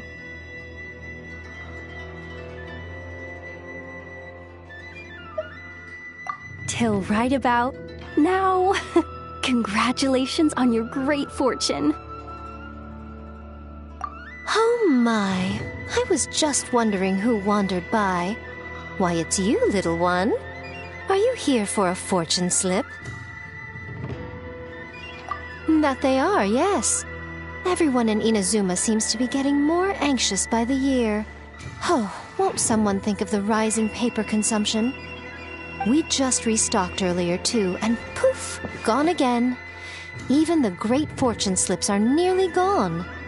Oh, truly, the troubles of being a Guji never cease. Still, you're in luck today.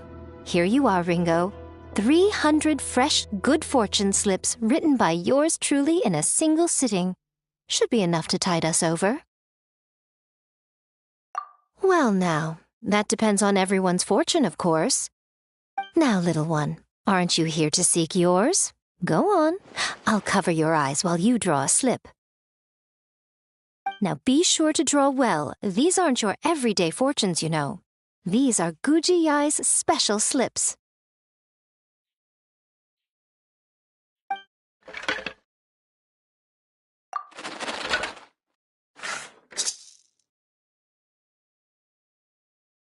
See? Ringo was right. Yours is a great fortune after all.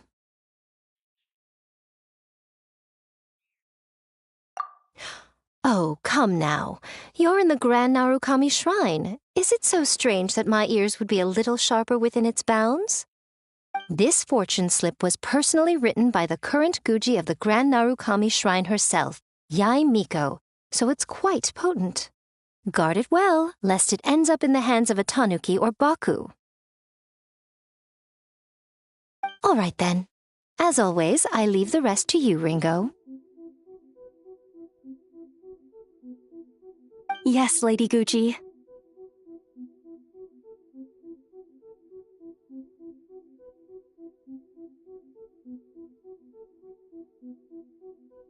That's exactly what she means. What Lady Guji wrote were the good fortune slips. The bad ones are yet to be completed. Alas, any fortune I write would simply be too potent. Surely such power shouldn't be used to foretell doom and gloom. Safer then to have dear Ringo pen the misfortune slips. The well-being of every visitor to our shrine is at stake. Now, I'm off to write the modest fortunes. Do enjoy your wonderful fortune today, little one.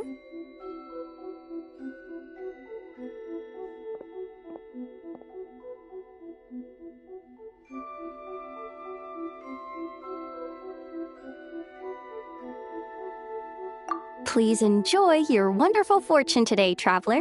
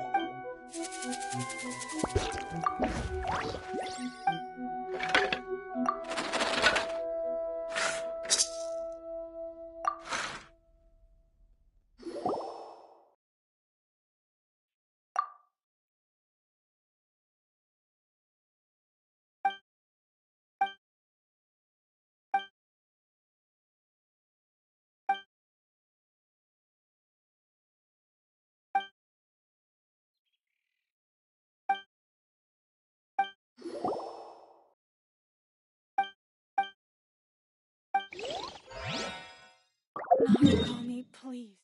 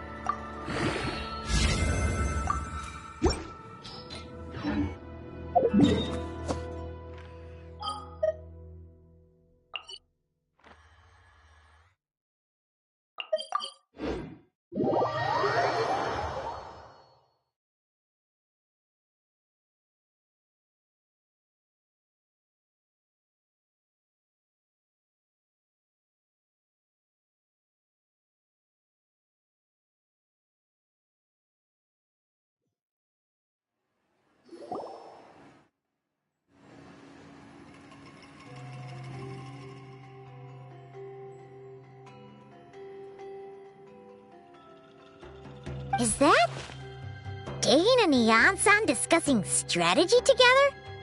Huh. Looks like they're getting along just fine.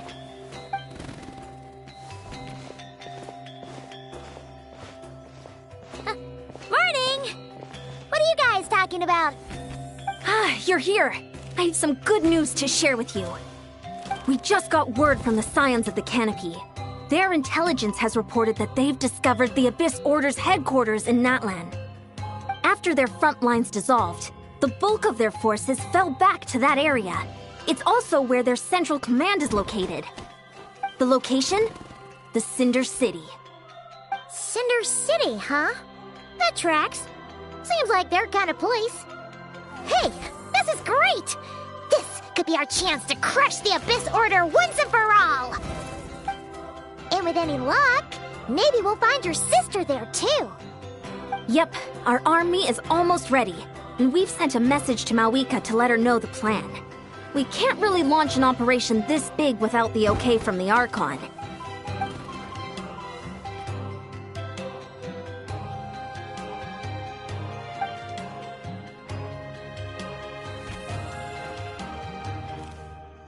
I've already explained my reasoning, Mr. Dainsleif.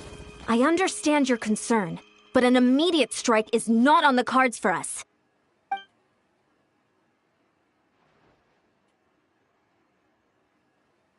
You're gonna go on your own? Come on, be sensible. Just wait a tiny bit longer and you'll have a whole army going with you. It's all right. I support your decision, Mr. Dainsleif. Huh? Shouldn't you be talking sense into him? I admire his courage, and I believe he is strong enough to take on the Abyss Order on his own. And even if things don't go to plan, he just needs to bide his time until we arrive with reinforcements. Mr. Dainsleif, I wish you the very best of luck.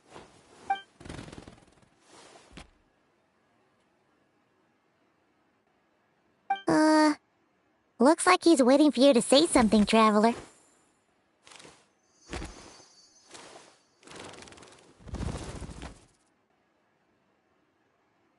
Oh, for a second there, Paimon actually thought he was gonna brave it alone. And then he called his own bluff.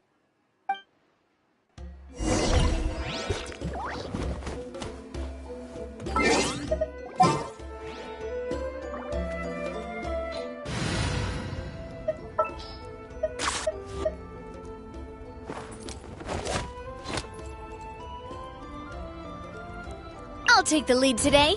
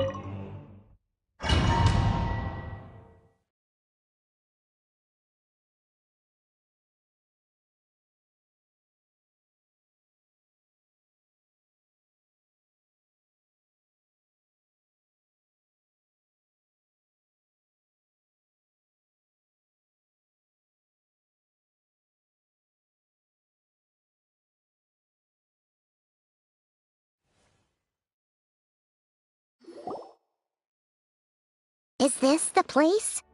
The Abyss Order's hideout in Natlan?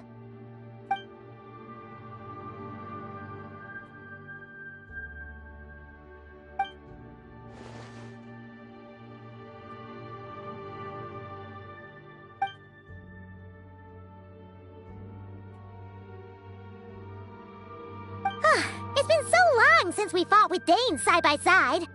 Paimon's confident we can clear this place out long before Eon-san arrives. And if you get to meet your sister again, even better! Let's go!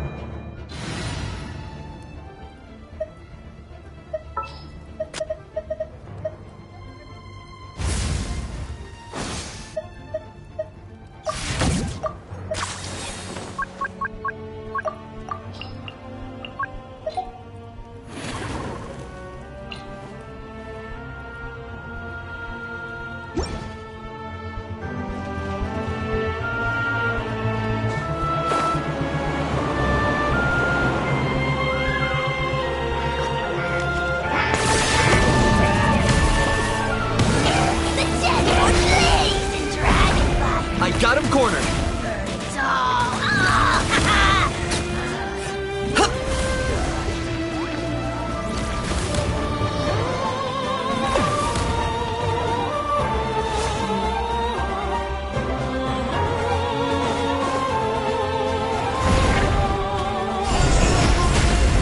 Target acquired.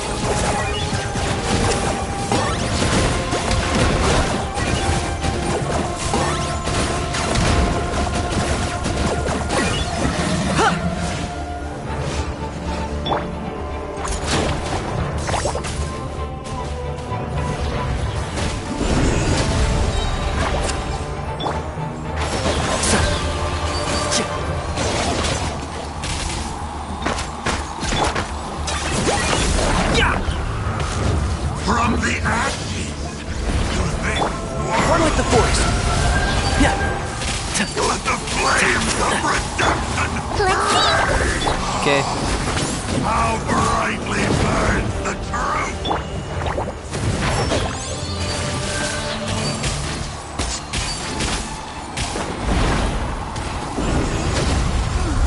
This is a very different battle from the one we fought with the Ansan. No one's backing down. They're fighting back with everything they have.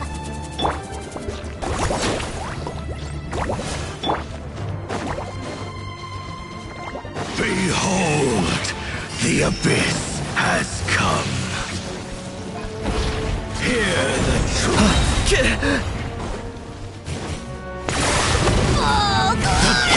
I hear everything. One thing after another.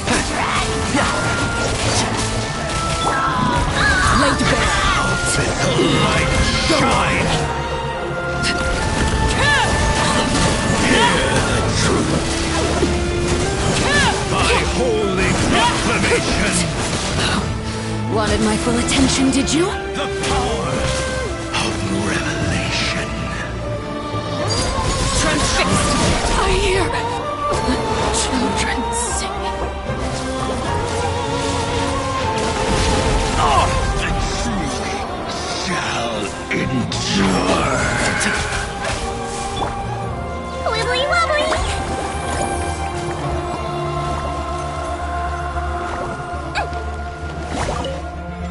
Don't slip and fall.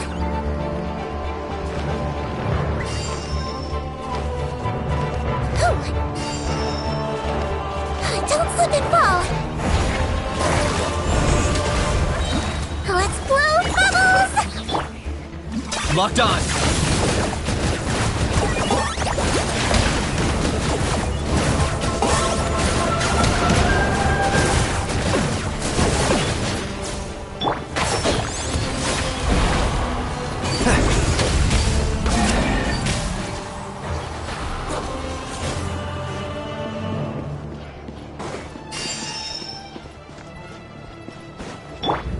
Let's see. Keep up.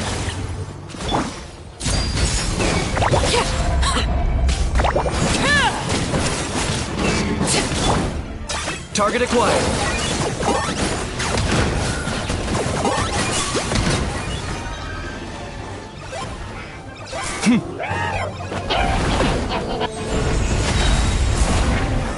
Shadow of the past, mine to come. Let's nip that in the bud. Can't see?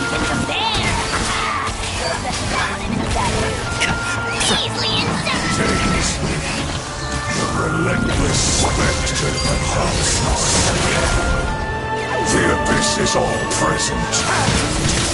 It's futile to resist it. Vain. The roar is done cold. I'll uproot you! Calm down. The end.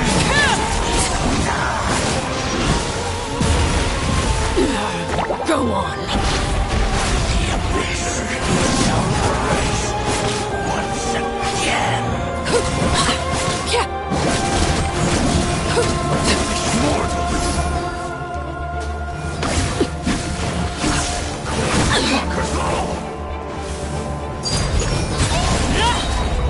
This is very fun.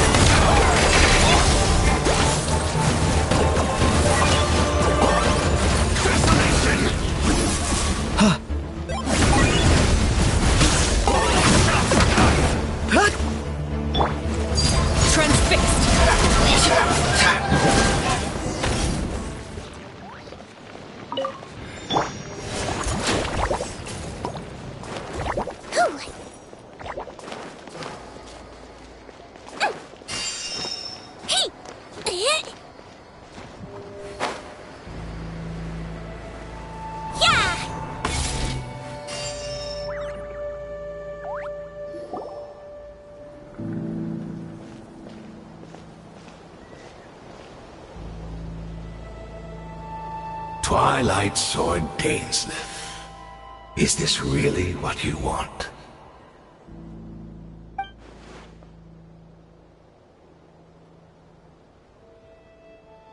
So where's the Traveler's sister then? Or is this guy supposed to be in charge here? So, this is a hunt to you. I must say I pity you, Dainsleif. The death you dole out so readily to others is a luxury you yourself cannot enjoy. But today, that is the least of your worries. Do you realize that all your years of pursuing us are being rendered utterly meaningless, even as we speak?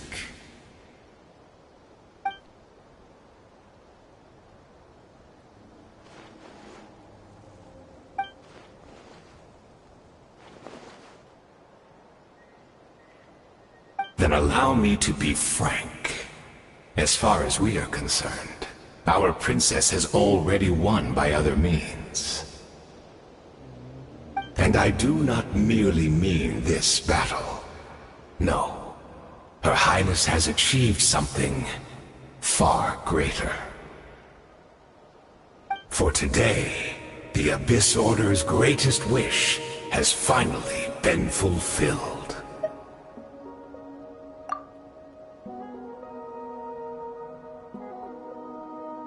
Our Highness quietly infiltrated the Night Kingdom to exploit that realm's past experience with ley line reconstruction. And then used the Loom of Fate to reweave the ley lines of Khaenri'ah. What? She used the Loom of Fate? Wait, does this mean the attack on the Masters of the Night Wind was all a smokescreen to give her some cover?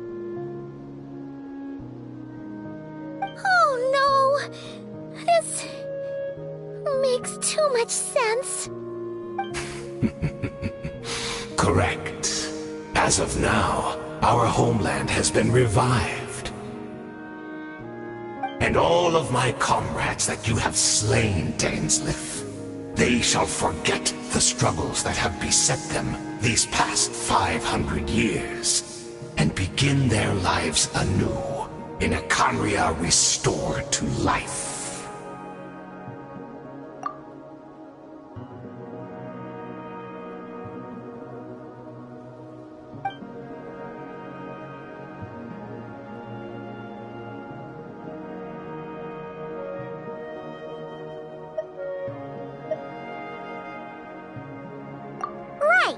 You still need a few steps after that, such as finding a place to host the ley lines you just re-wove. Plus, if it was really so easy, Moeka and the captain would have had a way easier time during the war.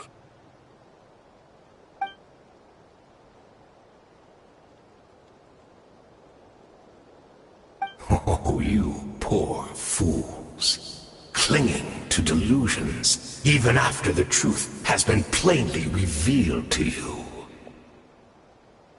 Think back on the past few days. Have you truly not noticed anything amiss since the start of the war?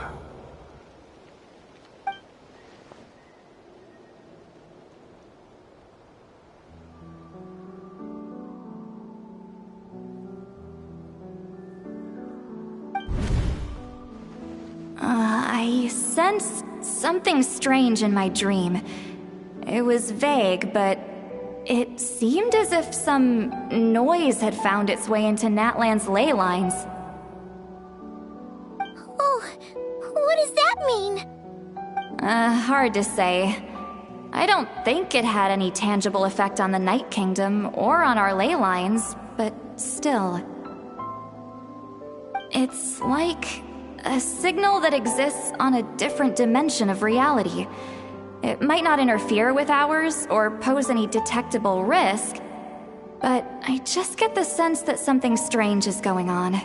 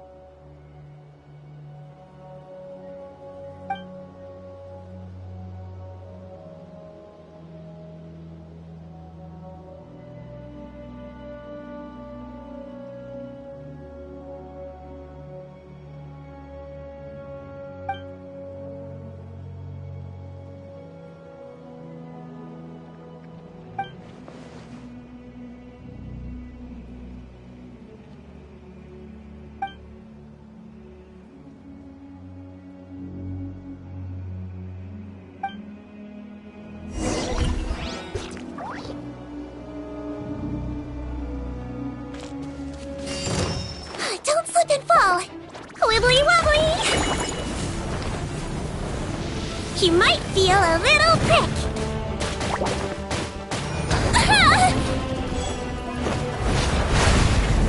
And Shroud!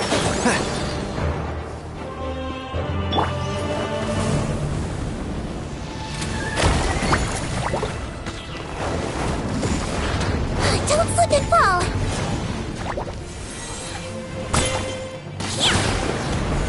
That wasn't very nice! Bow before your king! I hear everything! One with the Force! None can compare! Laid bare. Especially not when it's in a bad mood. Everlasting as the moon.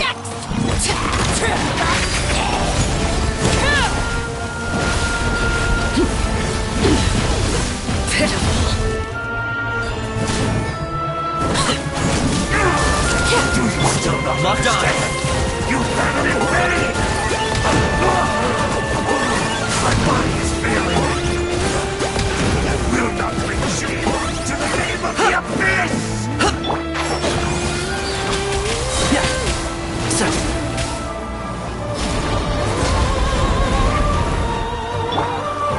Let's see!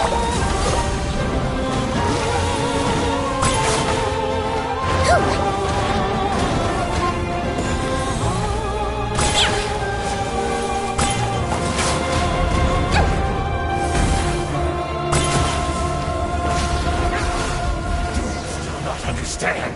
You battled in vain! That should be all of them, right? So, we've destroyed the Abyss Order's headquarters in Natlan, but somehow, that didn't feel satisfying at all. Are you still thinking about what that guy said? You look really worried.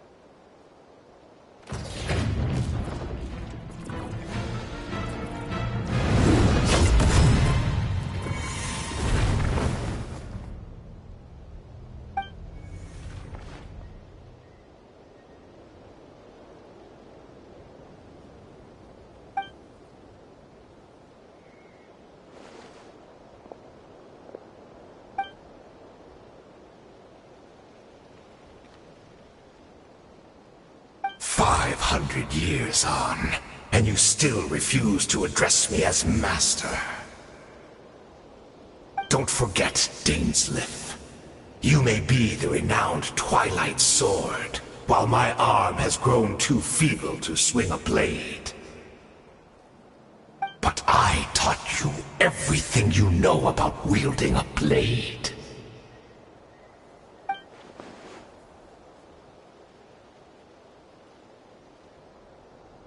Be that as it may, under the circumstances, I see no further reason for us to fight. The curse of immortality means neither of us has a way to completely destroy the other.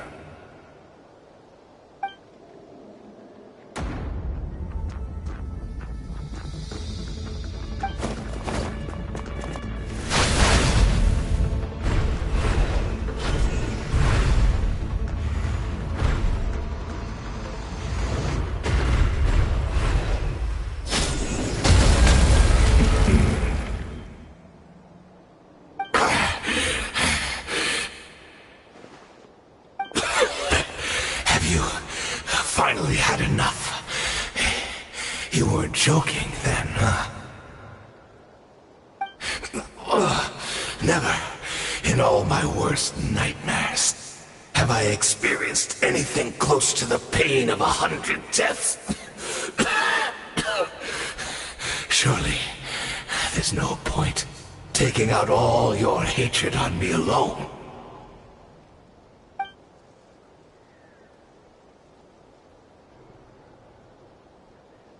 All right, I believe you.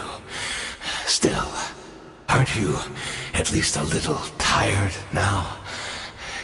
Why don't we sit down, perhaps? Chat a little. Hmm?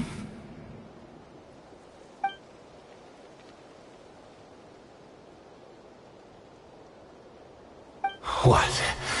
Not a fan of reminiscing about old times? Well, I suppose you don't have many fond memories to look back on.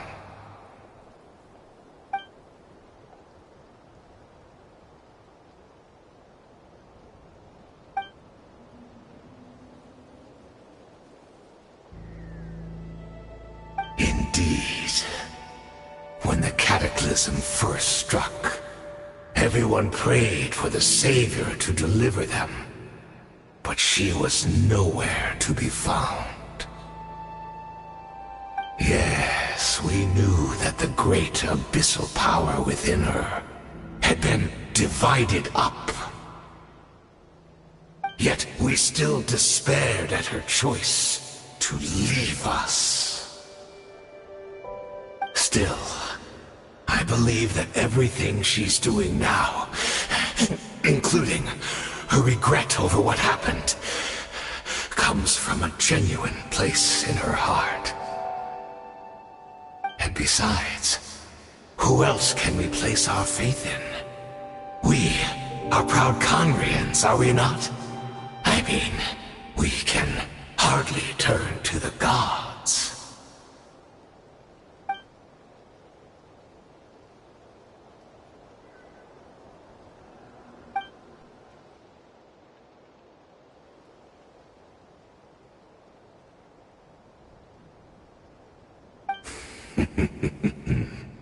Is that so?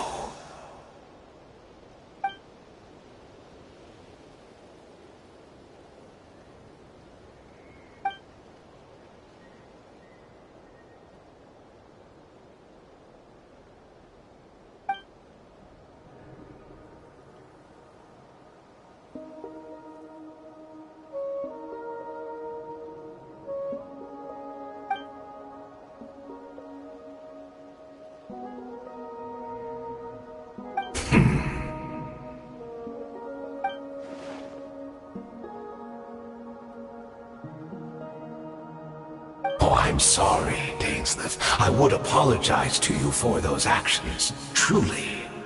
But the fact is, I honestly can't remember them anymore.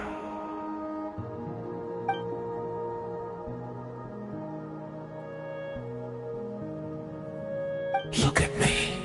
Look at what has become of me.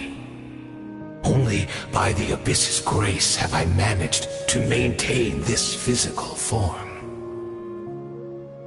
But as for the rest, memories, spirit, emotions, personality, they have long become eroded, fragmented beyond recognition. Even if mine was a past steeped in sin, or in shame I once longed to hide, I would wish to remember it. Without my history, I fear I will become another person entirely. I would like to apologize for any misdeeds that are mine. So please, tell me everything. Tell me about the Khaenri'ah we once called home.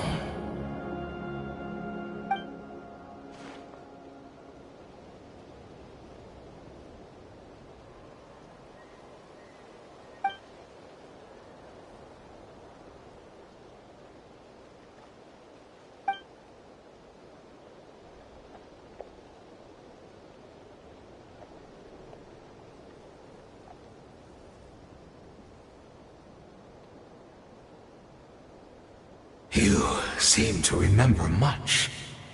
Could you tell me more about it? About our golden age?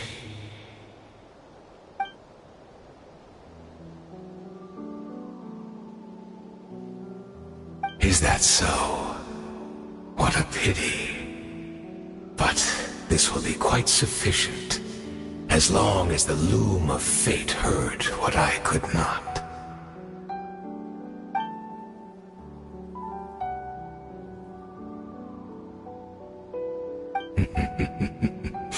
I'm afraid I owe you yet another apology, Dainsleif. You were right. I lied to you earlier. Your wits are too sharp to be fooled by me. The homeland hasn't yet been revived. In fact, even the ley line weaving is not yet complete. Think of ley lines as the collection of memories concerning a given place.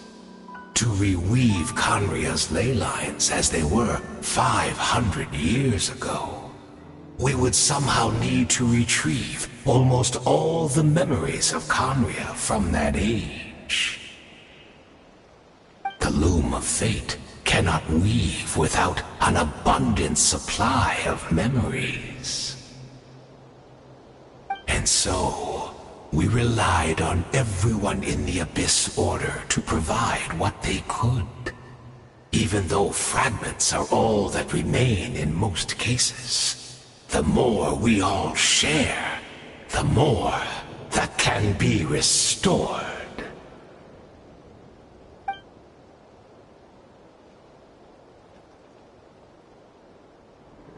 Indeed, we, a people in exile, stranded 500 years in the future, will weave our homeland anew and bring the nation of our dreams back into the real world. Ah, what a glorious undertaking! What a shame it had to take this long. After 500 years, most of our memories have faded, and a world woven from broken memories shall itself be broken.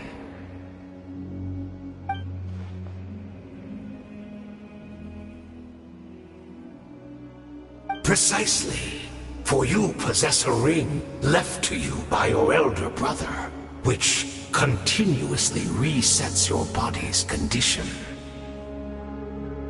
Of course, your memories are susceptible to erosion just like ours. But of all Conrians who remain, you are sure to remember the most. We had to obtain the memories in your mind, whatever the price. Even if it meant sacrificing our entire army as bait.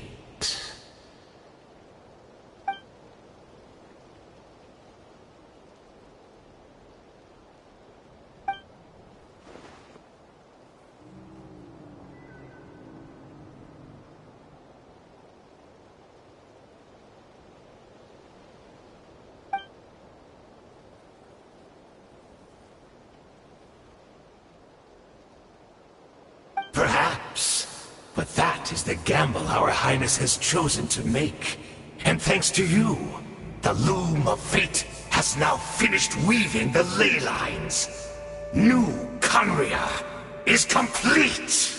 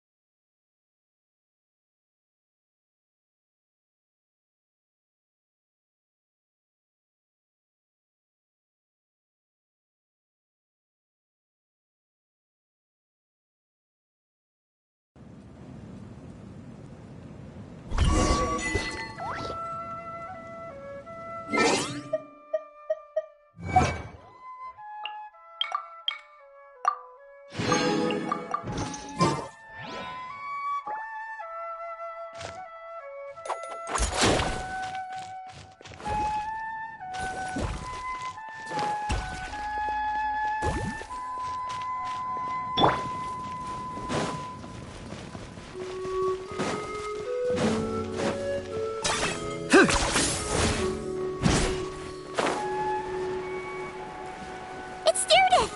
Great! She's still here!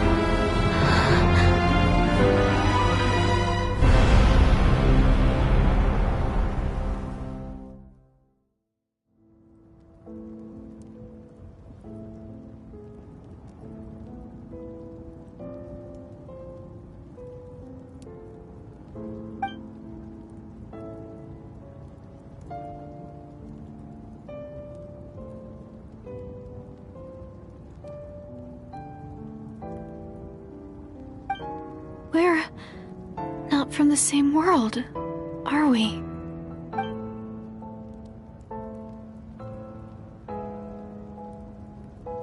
Wait, but that's great! That means the world isn't going to end. In that case, tell me, what happens to Khaenri'ah? What happens to my homeland?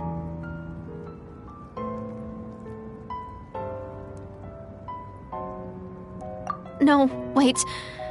Don't answer that. We can only fight for our future.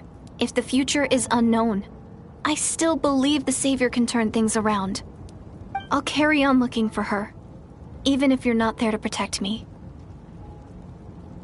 Although, in a way, I've already found my Savior. It's you. You protected me, and I believe you can protect us all. You're the one who can change everything. It's just too bad that we're not from the same time or place.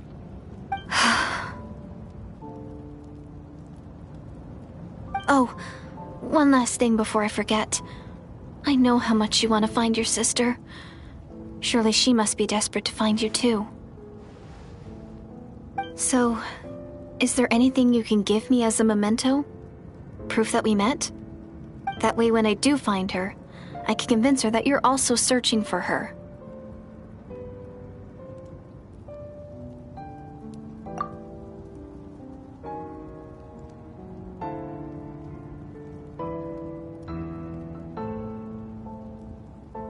Huh?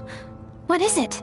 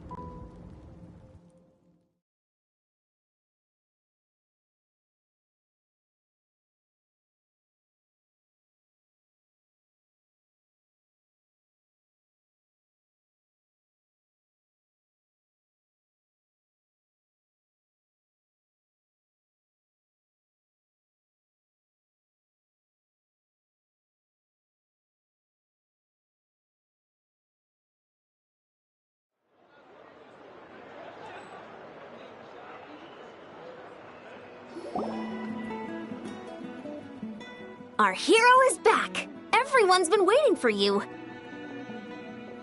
The Abyss Order made a full retreat before our forces even arrived on the scene. All thanks to your efforts, no doubt. Oh, and Mr. Dainsliff's, of course. What's wrong? You look upset. Paimon doesn't know the details either. The Traveler just disappeared after taking Deirdre's hand. It was like they got sucked into another world. Paimon was looking all over for him, and then he suddenly reappeared, right back in the same spot, but looking a lot more glum.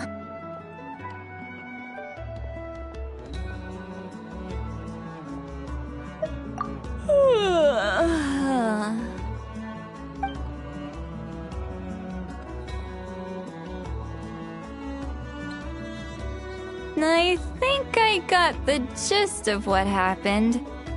Something to do with your sister? I spoke with the Lord of the Night in a dream just now, and learned quite a lot. Huh? You met your sister? And you didn't think to tell Paimon right away? Well, never mind. Paimon can see that you're pretty down right now. But let's go over everything later, alright? What your sister accomplished? It all but defies comprehension. I was stunned when I heard about it too. But what surprised me the most was that the Lord of the Night actually chose to allow it.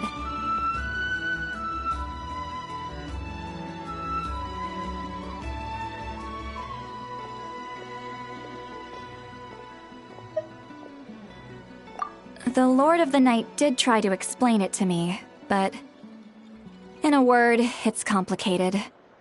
During the war with the Abyss, Malwika had an argument with the captain. Malwika believed that we should fight to protect our culture and memories, while the captain believed the preservation of the ley lines should come before all else. So, the Lord of the Night was very intrigued when presented with the Loom of Fate, and informed of its ability to weave ley lines. She saw your sister's actions as a potential third option, namely to preserve an entire nation in the form of an atlas. Preserve a nation? You've definitely lost me now. You're not the only one. Paimon's got no idea what's going on either. With that in mind, the Lord of the Night gave the go-ahead once she was satisfied that the Loom of Fate wouldn't have any real effect on Natlan. However, I believe she imposed an additional condition of her own. An additional condition? Did she ask for something in return? No idea. She wouldn't tell me what it was. Huh. Alright, well, let's not overthink this for now. We just won a war! Time for a well-earned drink to celebrate. I trust the Lord of the Night unreservedly. I'm sure she only involved herself to take a problem off our hands, so it's one less thing for us to worry about. Don't you agree, Traveler?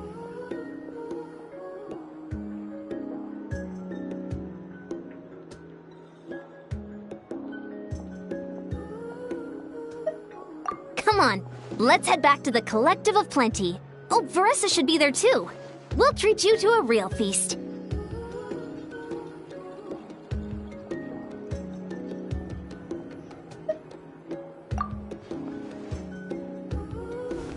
Huh? Ian-san, leave him be. This might be hard to understand for an extrovert like you, but some people need alone time to recharge every once in a while. Traveler?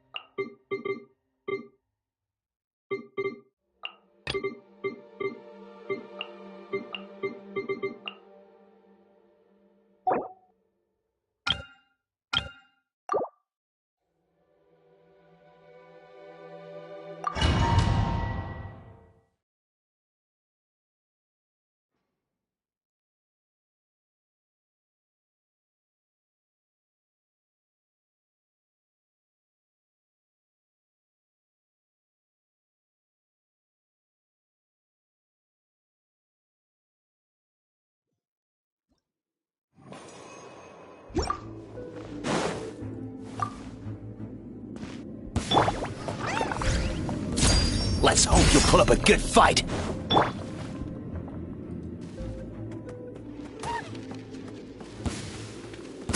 Let's hope you'll put up a good fight.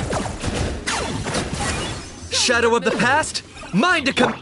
Let's see. Headbutt! Hit! Volcano kablam!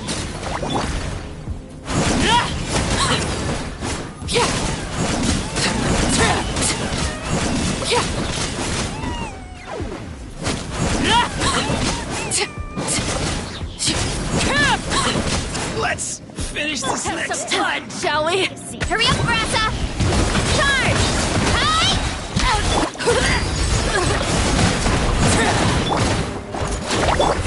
Locked on.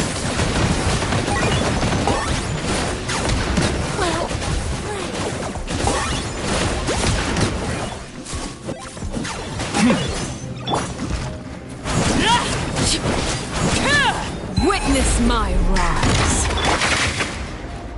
Target acquired.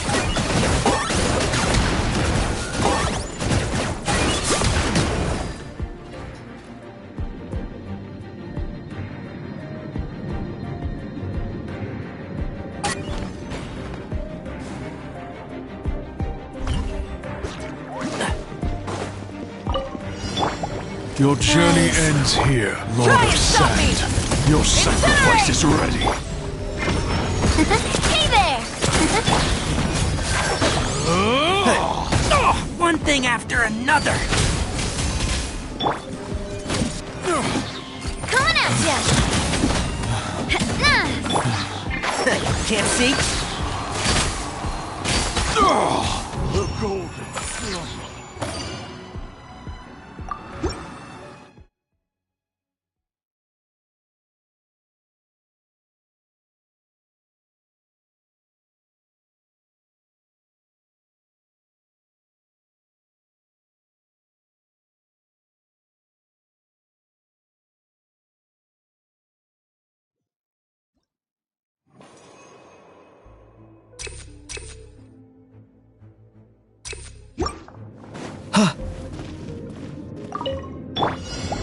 Floaty moody!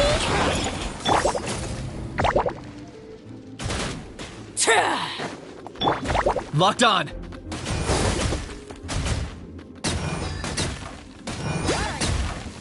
Come on! Show me your courage! For the Lord of the Night. Stick around! Oof. Out of the way or get blown away! Here I coming!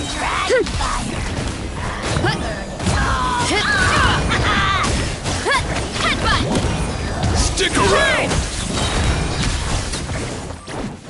Don't mind if I do! Let's do this then!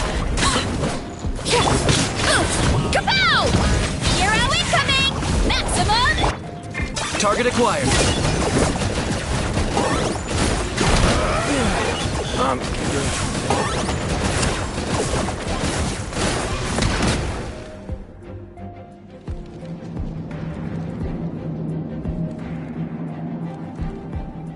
Yes, you are. Qualified after all.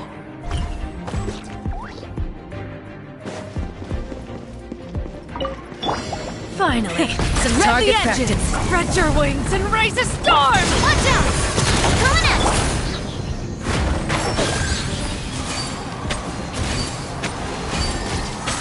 Keep up. No. Go. Light it up! Full throttle! Wrath from the skies! Enshroud! Goodbye.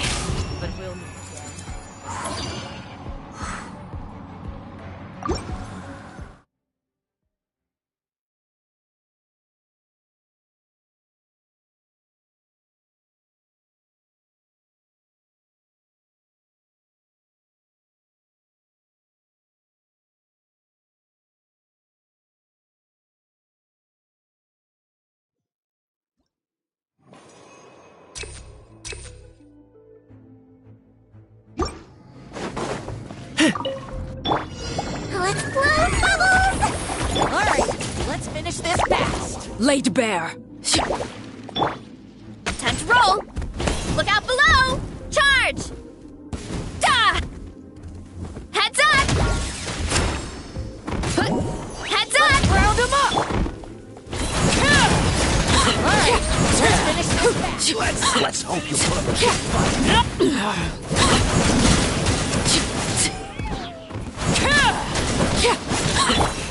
Hero incoming! Hero incoming! Headbutt! Hold still. Transfixed! That was quick.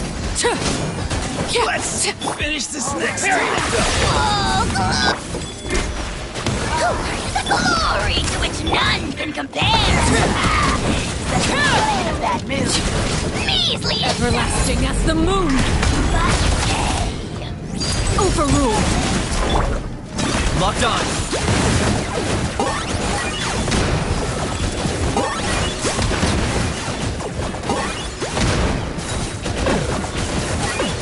Yeah! Yeah! Heads up! Hey! You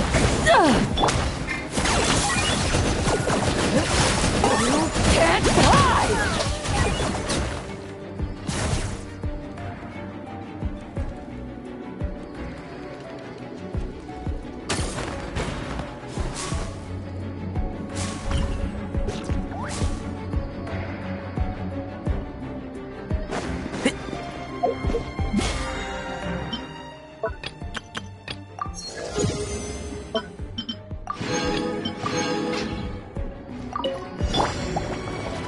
Life goes on. Try and stop me! Watch out! Watch out! Can't see? I'll uproot you! Proper send-down! Pyroclastic surge! Rev the end! Yeah, one with the force.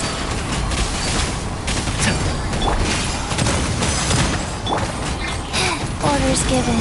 Orders received. Can't see?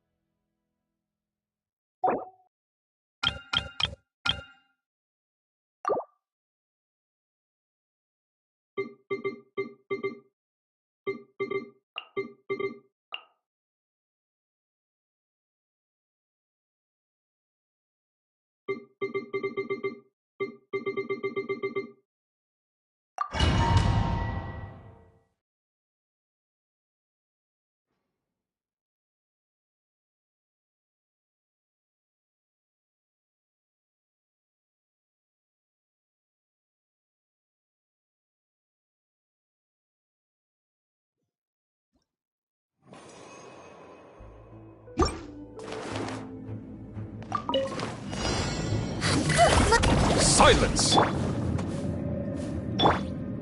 Transfixed! A proper send-off from the Spina with love. Settle down! The tides beckon.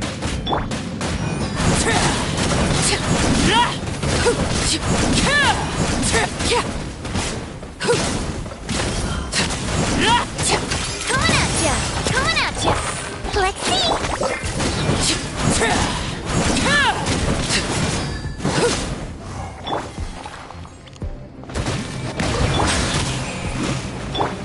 Laid bare! Don't be nervous! Just relax! Coming at ya! Hey there! Bow your head. Let the mighty be humbled. Watch out! Calm down!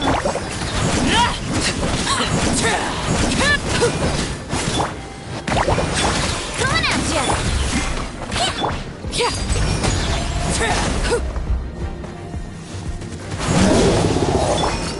Hey there! Attack! This is where you fall. Overruled!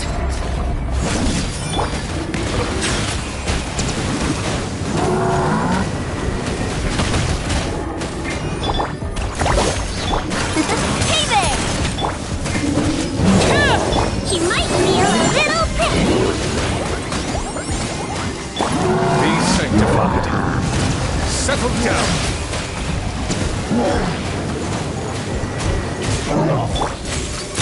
Hey there! Transfixed!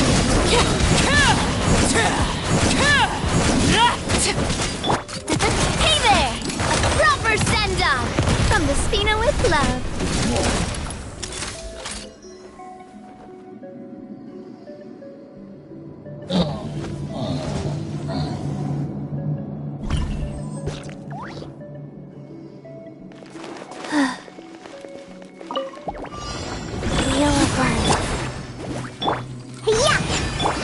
Headbutt! Hero incoming! You're toast! Opening box of Adepti Tricks. Hero incoming! You wanna stand down!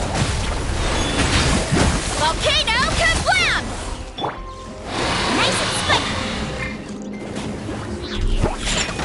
Look at you, Boomtail! Life goes on.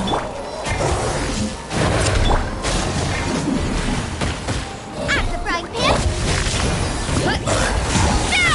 Charge! It's justice o'clock! Nice and spicy!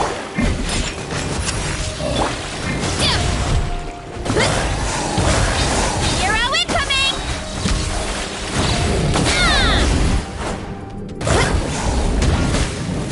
At the frying pan! Guys, It's justice o'clock!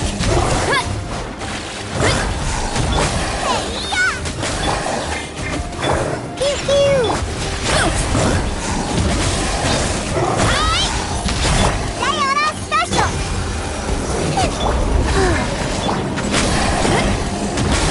Hi!